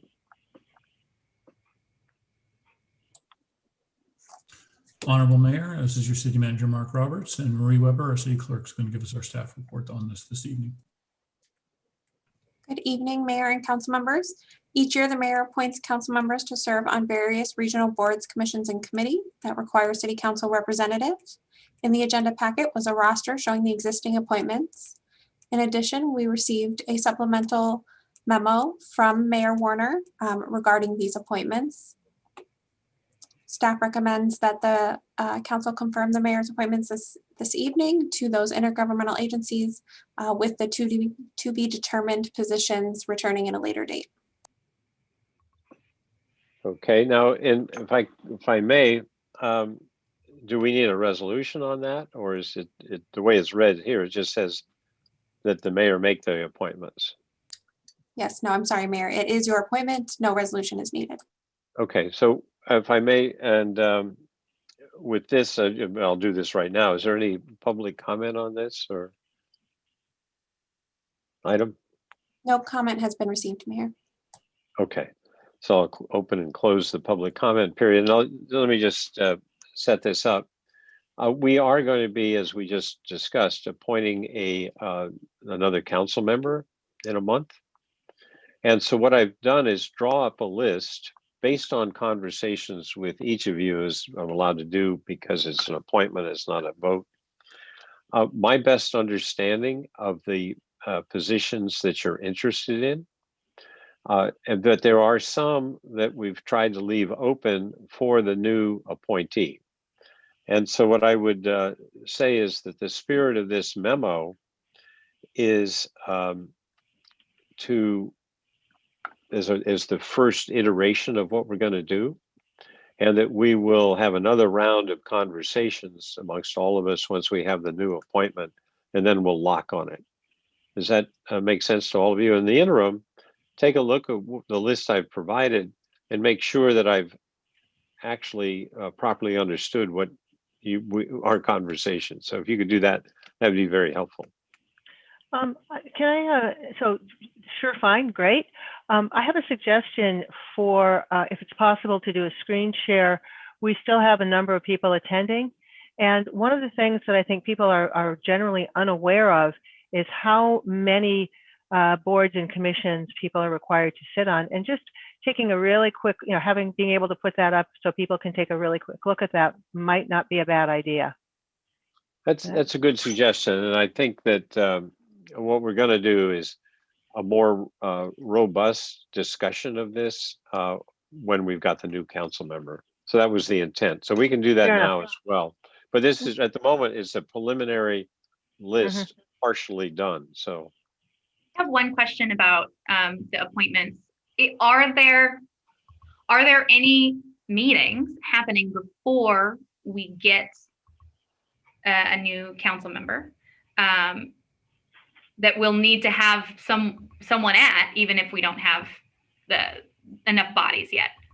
Yeah, I think that's a good question. We are pursuing that, and we'll get it covered. Okay. Some of the transitions won't be happening in that early in January. Okay. But my understanding at the moment, we don't have too much exposure to that, but we are double checking that list. And what we need to do is for each of those things, make sure that we understand when they're going to meet, but we will we're not going to leave something uncovered. Even if we'll get somebody there. But that's a very good point, but we are aware of it. I would ask maybe Doug Alicio, what our status is on that.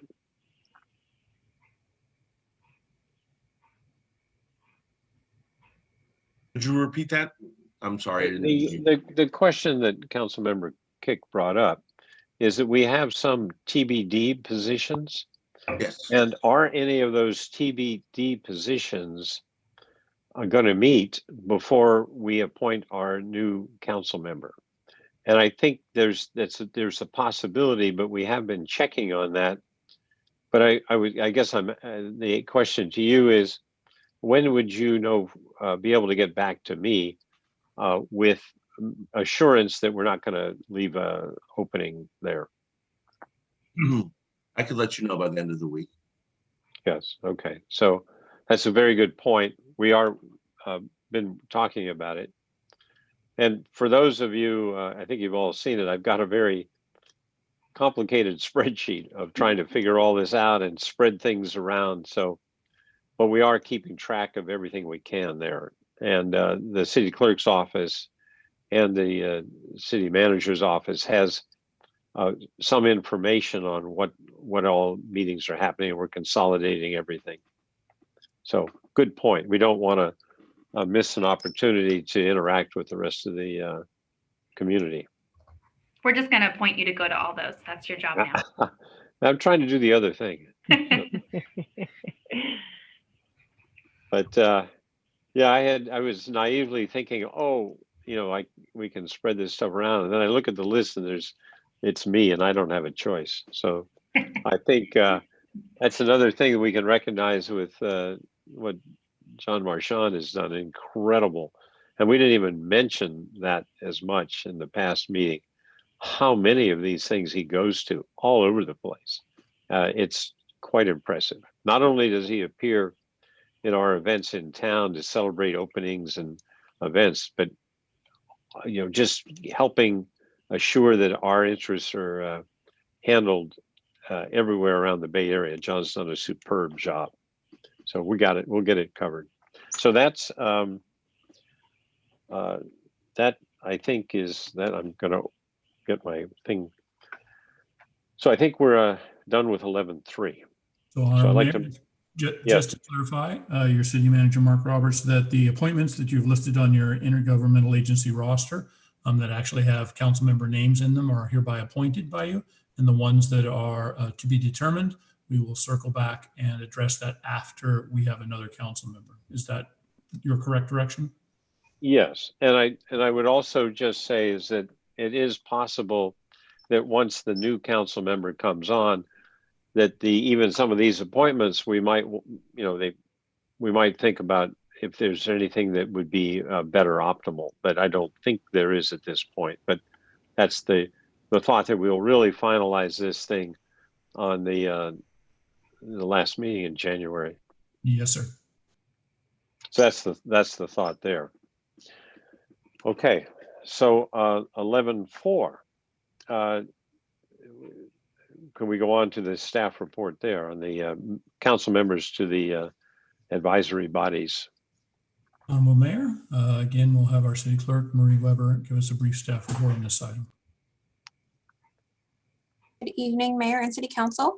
The City Council Subcommittee on Advisory Bodies is a 2-member subcommittee of the City Council appointed by the mayor and tasked with interviewing applicants for Livermore's advisory boards, commissions, and committees. Recruitments for advisory body vacancies is managed through the city clerk's office, and interview nights are scheduled quarterly or as needed for known vacancies and to fill unanticipated vacancies throughout the year. Serving in 6-month increments, the subcommittee conducts interviews and recommends appointments for confirmation by the full city council. Tonight, staff recommends the mayor appoint 2 city council members to serve on the city council subcommittee for the period of January 1st through June 30th, 2021. Okay, and can we have who has currently been serving on that? I believe Councilmember Carling, you've been on it for the past 6 months, is that correct? Yes, former mayor and I have been on it. Right, okay. Thank you. So do we have any public comment on this item? Mayor, no public comment has been received. Okay, so I'll open and close the public comment. So I'd like to recommend that if you guys are amenable to this, is that Councilmember Carling, you take the next 6 months, and along with Councilmember Vice Mayor Monroe. I think that's what I'm thinking. Does that make sense, you guys? Fine with me. Sure. Okay, thank you. So that's 11:04. Now we're on to committee reports and matters initiated. So I imagine we got some rich stuff going on here too. So I've got, oh, there's one thing that I forgot to do, if I may. I'll do it under matters initiated to start with, and because there are a couple. So I'll, if I, normally I would go last, but if I may, could I go first because I forgot something earlier? So if you'll. You're the mayor. All right. Well, I just want to do it. So, with respect to the, the committees, assignments, and everything, one of the other things that we have are subcommittees of the council, and we did one on the fly now with the questions. But there's another one that I've been contemplating that I think others would can build on this, and that's why I wanted to go first. But we have a concept other than a subcommittee of a focus area that I have been discussing with the city attorney. And I would like to try that concept out. And the idea is it's something that's less formal than a subcommittee, but still allows a couple of council members to have take a lead on that topic, and that the other council members then don't all have to separately interact with staff on it necessarily to get something done. So I'd like to suggest that is the concept. I'd like to assign 2 people to one on communications. And these are 2 people that I know that are very passionate about that. That would be Brittany Kick and Vice Mayor Monroe. So, and that the idea here is, and you don't have to say yes yet until I finish saying what you're going to do, but come back with the expectations for the council and that we can affirm at the next council meeting. And the idea is how are we as a council and city, how could we advance our communications? And this is the first focus area. So I would, you'll need to also address what that means in general for us. So it's both help, work with staff, with city attorney to clarify what a focus area can and can't do. And also maybe some specifics around applying that concept to improving our communications. So that's the matters initiated. And I would like to see if both of you accept that assignment. Absolutely. And I have something to say when Trish is done giving her answer. Well, I don't know. Of course. Okay. But I did. If this matters an issue, okay. So I'm just confused here. This is policy I'm questioning. So you're just how do you make this happen if matters initiated doesn't happen until next time? I'm confused. No. No, matters initiated can happen right now. We're on item. No. That's not what I mean. I mean, you can just create that without it coming back next month. No. I think that was what I was trying to say. We're not creating it. I see. We're creating the opportunity for you guys to come back to us with what it really means and using communications as the example. I got it. Thank you. So I was confused. All I need at this point is you guys to nod your head because we can't really discuss it. And so if I may ask the city attorney, is what I just said allowable? Does it make sense? Any modifications you would like to suggest? Mr. Mayor, this is your city attorney, Jason Alcala. As I understand, the direction you have initiated here at Matters Initiated is you're contemplating the creation of a subcommittee to focus on communications, and you have appointed Councilmember Kick and Vice Mayor Monroe to that. They don't have any authority at this point, and it's not a formal action, but you appointed them to go away, come back with some information on communications to share with the City Council at a future meeting, so that you as a council can act on that particular item on that day to see whether you want to pursue some of those recommendations or to modify them at that time. Exactly what I meant. So is that everybody? You guys want to nod your head? Is it clear? Yes. Okay. So since we're now going to go around to the different people, can I just finish on mine and then? Once again, you are the mayor.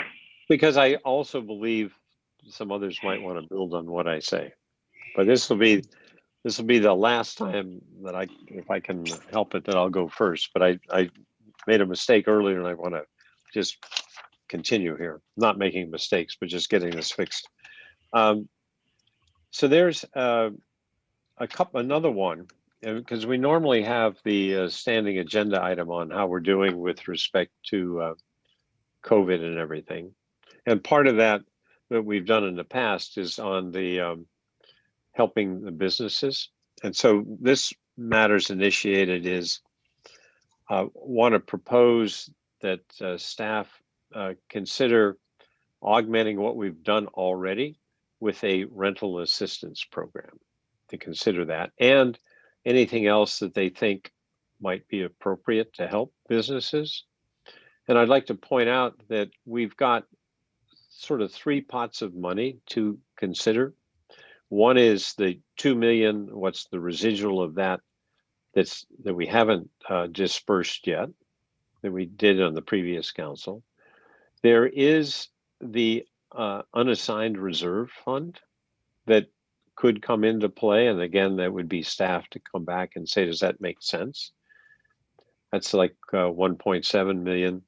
And then there are, I forget the term right now, but there are special revenue funds that could be applied to some of the programs that we might have. So I would just like to initiate that. It makes sense. Get the head nods.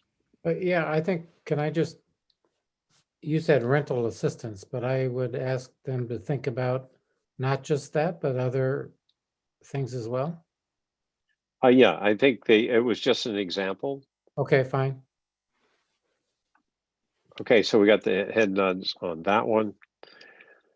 Then the other one is something that's been is along again the lines of the COVID response, is that we've seen in LA County and in our neighboring Contra Costa County that restaurants have been engaging in legal action with respect to especially the outdoor dining.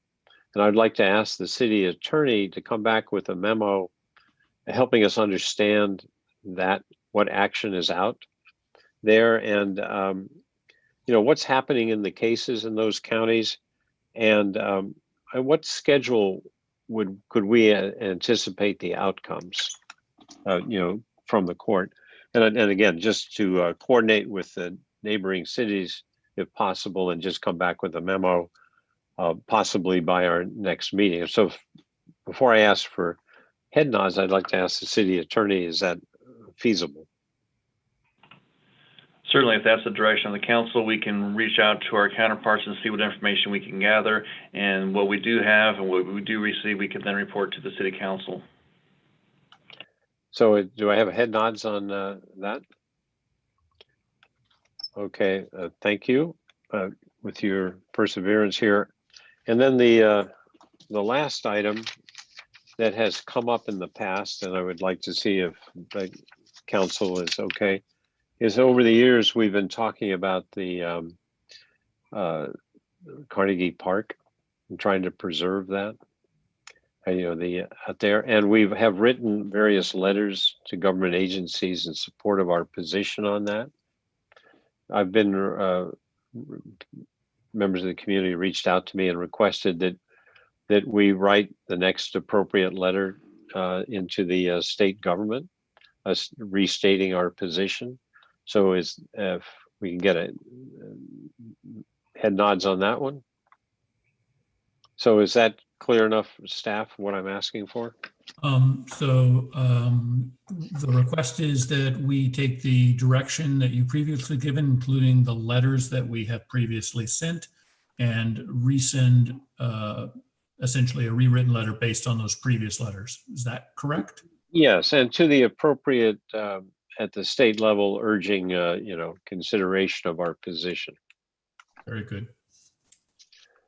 So appreciate your forbearance there, and I won't go through all my list of all the great things I've done in the last since we didn't get to do that in the council meeting, but I'll do that next time.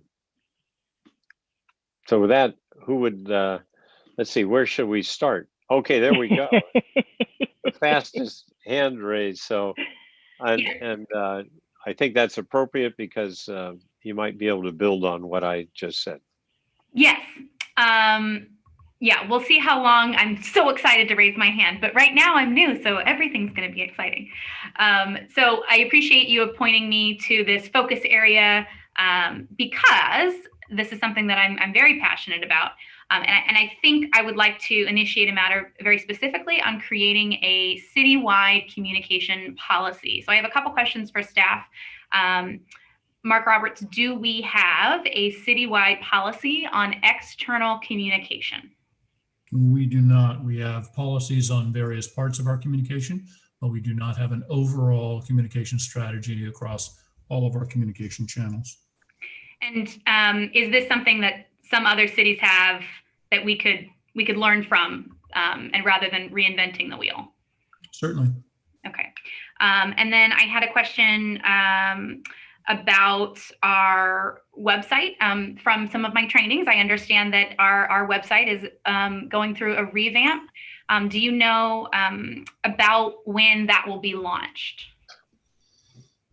Yes, in fact, we are underway and COVID paused that. Normally one of the significant steps as you're a portion of the way through is a comprehensive retaining of our staff. Our vendor was diverted by COVID. And so at this point, we expect that process to be completed later this year, likely late summer. So we are in the preparatory phases for that switch over to our new vendor and new website. But that process still has several months left. Okay, great. So that's good. A question for Jason as well, Jason Alcala. Could potential legal issues arise for the city without an established communication policy? Councilmember Kick, this is your city attorney, Jason Alcala. That is possible, but it depends upon exactly what's being communicated. For example, the government code requires certain communications to be retained for 2 years or longer. Also, in certain situations, if the person speaking lacks authority to speak on behalf of the city or provides incorrect information, the city may then need to take legal steps to ensure correct information is provided. Essentially, well, in addition, the absence of a clear policy, staff often seek legal advice whether they can or cannot say something. So that I think that needs to be addressed by a clear and well-established communications policy. So just to clarify, if we had a policy, it would make things easier on our staff. From my perspective, I think that would eliminate some of the questions that we receive on a periodic basis, yes. Okay, so my ask would be that we work on a citywide external communication policy covering all the facets. We're getting this new website. Before we go live, we should have a policy on how we engage on that website. Include traditional media like press releases. There are more laws written around that from my understanding. The law doesn't keep up with technology, and so we are a little bit behind on having a social media policy, for example. So how we interact not only with the public, but as staff, but as we interact with the public as council. So coming up with some sort of policy, I think would be important. I would like that to come back to council at some point. And then in addition to that, I think it's important that we talk about this very specifically during our norms and values. I don't know if that's something that would go here in this part of the meeting, but I think it's important that we get moving on this so that when we have these norms and values conversations, we have something to start with. I don't know if that timeline is reasonable, so please, staff, let me know, or maybe there's a separate time we can talk about this, maybe a special meeting specifically on communication norms and values. So Councilmember Kick, might I suggest a couple of ways to move forward on this? Some pieces of the communication framework are very appropriate and actually guide council interactions with each other and with staff. And those are traditionally grouped into the norms and values meeting. The larger issue might be very appropriate for a white paper to the council as part of your goal setting, to allow you to get a sense of the scale of the project, of the resources necessary, and allow you to choose among and prioritize that among the other items that we might wish to be working on in the coming 2 years. So if that direction is acceptable, staff would begin to work to lay out the framework, both for your norms and values, and then ultimately for a white paper for your goals. That sounds great. Is that meet with the pleasure of the council as well? Very good, thank you. And I had one more. I like that we talked about how small businesses can continue to be helped in our community by looking at some additional programs. But I would specifically like to ask that maybe we look into getting a white paper on how we can have a comprehensive strategy for the next 2 years, being that this is going to have long-term effects on our community. Is there something that we are, Adam, if you are in here, is there something that we are currently working on that would impact the long-term strategy for supporting businesses as we move into the recovery phase of COVID? Councilmember Adam Vandewater, your Director of Innovation and Economic Development. I appreciate the question. Our staff is in the process of drafting a white paper on economic recovery and resiliency for your consideration on March 1st. And it will contain short-term strategies to get us through the next 3, 6, 9 months till herd immunity and widespread vaccination, but also through the duration of your priority setting period of 2 years, what sectors of the economy we can focus on to get our small businesses back up and fully at their previous COVID productivity levels. Okay, thank you. That's very helpful. So it sounds like it's already happening, so I don't need to make a request, just that we all know it's happening and we can be ready to read it before March 1st. Okay. Great. Councilmember Carling, would you like to report out? Sure. So on December 10th, League of California Cities East Bay Division had a luncheon that our new mayor attended, as well as Councilmember Monroe. It's kind of interesting. It was a chance to get together, and Sam Cagill, who is the leader of the East Bay Division, broke us up into chat rooms, I guess they're called, on Zoom, and I had an opportunity to commiserate about various and sundry things. So that was lunchtime on the 10th. That later that afternoon, I had a Stop Waste meeting, and I wanted to point out that every year Stop Waste presents what are called the Business Efficiency Awards, and these are efforts to recognize businesses in the county that reduce waste through prevention, reuse, recycling, and composting. And this Thursday at the upcoming Stop Waste meeting, virtually, our very own First Street Ale House will be recognized for their excellence in recycling and composting. So this is a recognition of one of our businesses in terms of Business Efficiency Award, and recognized by Stop Waste for their effort in recycling and composting. City of Livermore has been well represented in the past for these awards. And again, it's congratulations to First Street Ale House for this upcoming award. Also wanted to mention on Thanksgiving, Dave Haubert, the former mayor of Dublin and the new county supervisor, and I were out at the encampment out by the creeks, passing out food with Open Heart Kitchen. And then he and I went over to Rebel downtown and spent a couple of hours there passing out meals to community members that were in need of a hot meal on Thanksgiving. They had already passed out, they being Rebel, had already passed out 60 or 80 meals before we got there. And we probably passed out 40 or 50 during the 2 hours that I spent there. But I just wanted to point out that Rebel and other, I think Pennyweight also passed out Thanksgiving meals.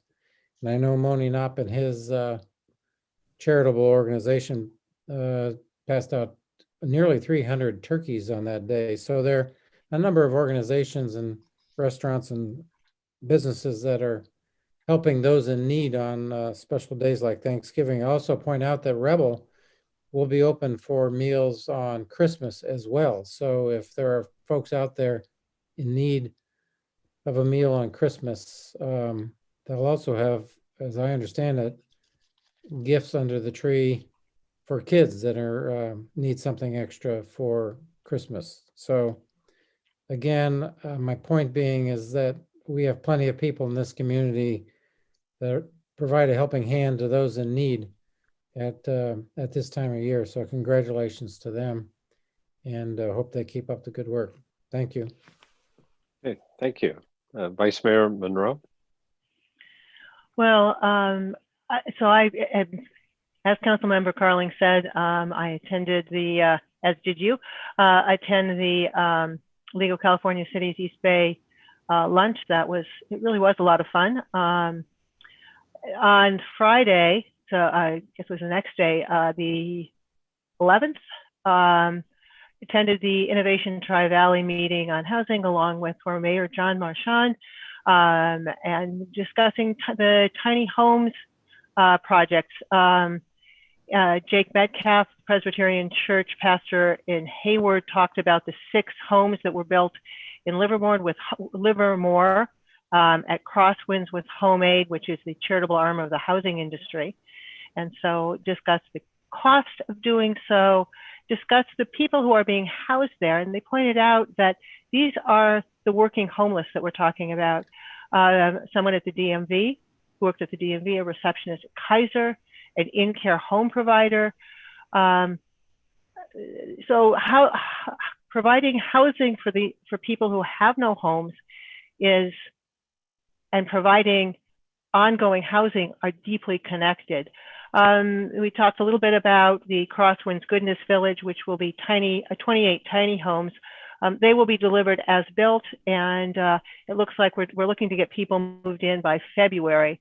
One of the interesting points that was raised there is that there are about 38,000 potential acres in California on religious spaces that are possible, to be used in this same way.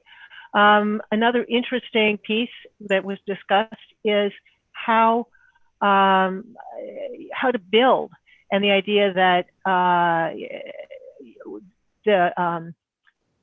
Home Aid is one way to do that, but they're using things like 3D printed homes, which are not quite there but are coming soon.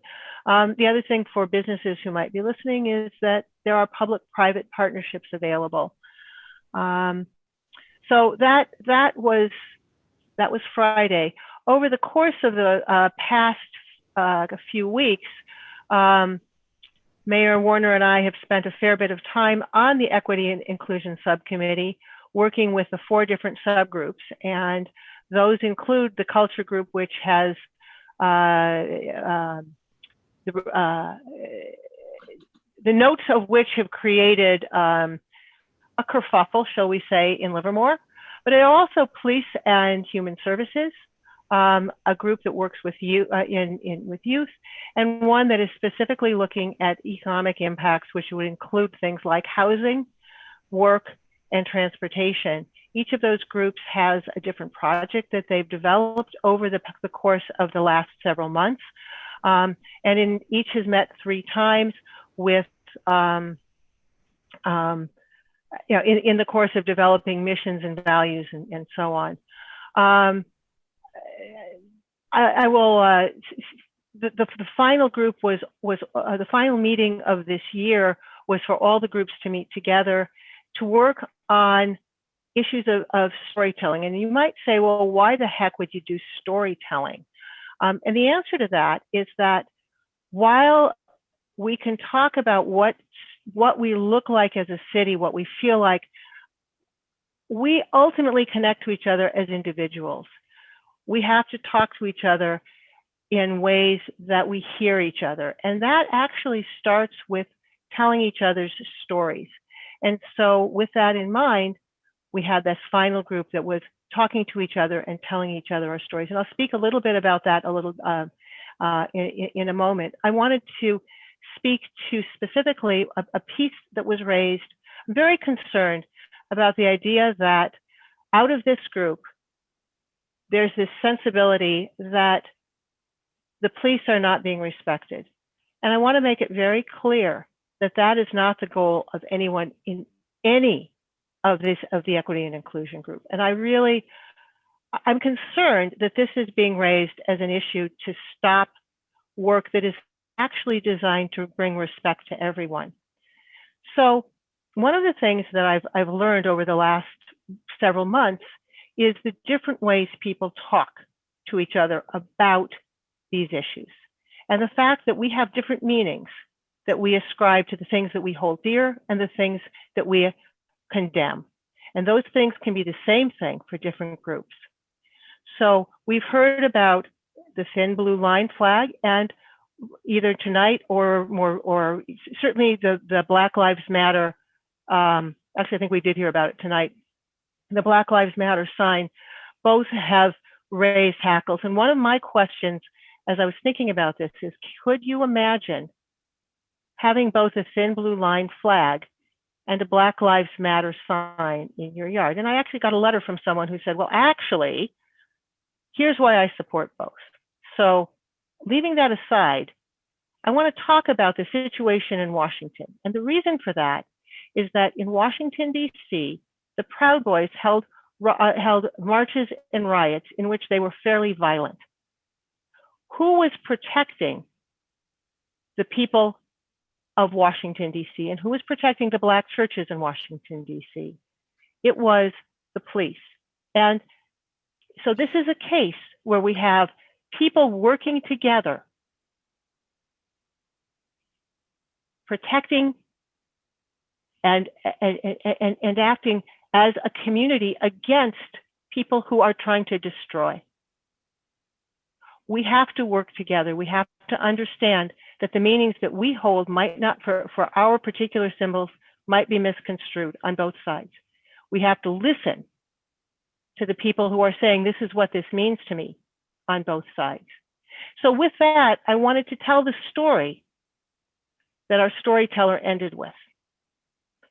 And that is, it's an old Jewish story, because when you wake up in the morning, traditional Jews say morning prayers. Many, many religions do. Traditional Jews do this as well. And one student was asking his rabbi, who said, how do you know when it's the time for morning prayers? And they said, well, when you can tell a black thread from a white thread. No, that's not the reason. Well, when you can tell a blue thread from a red thread. No, that's not the right way. The students were stumped. They asked the rabbi. And the rabbi said, you know, it's time when you can see your own face in the face of the person that you're looking at. And that is where I would hope we could go as residents of Livermore.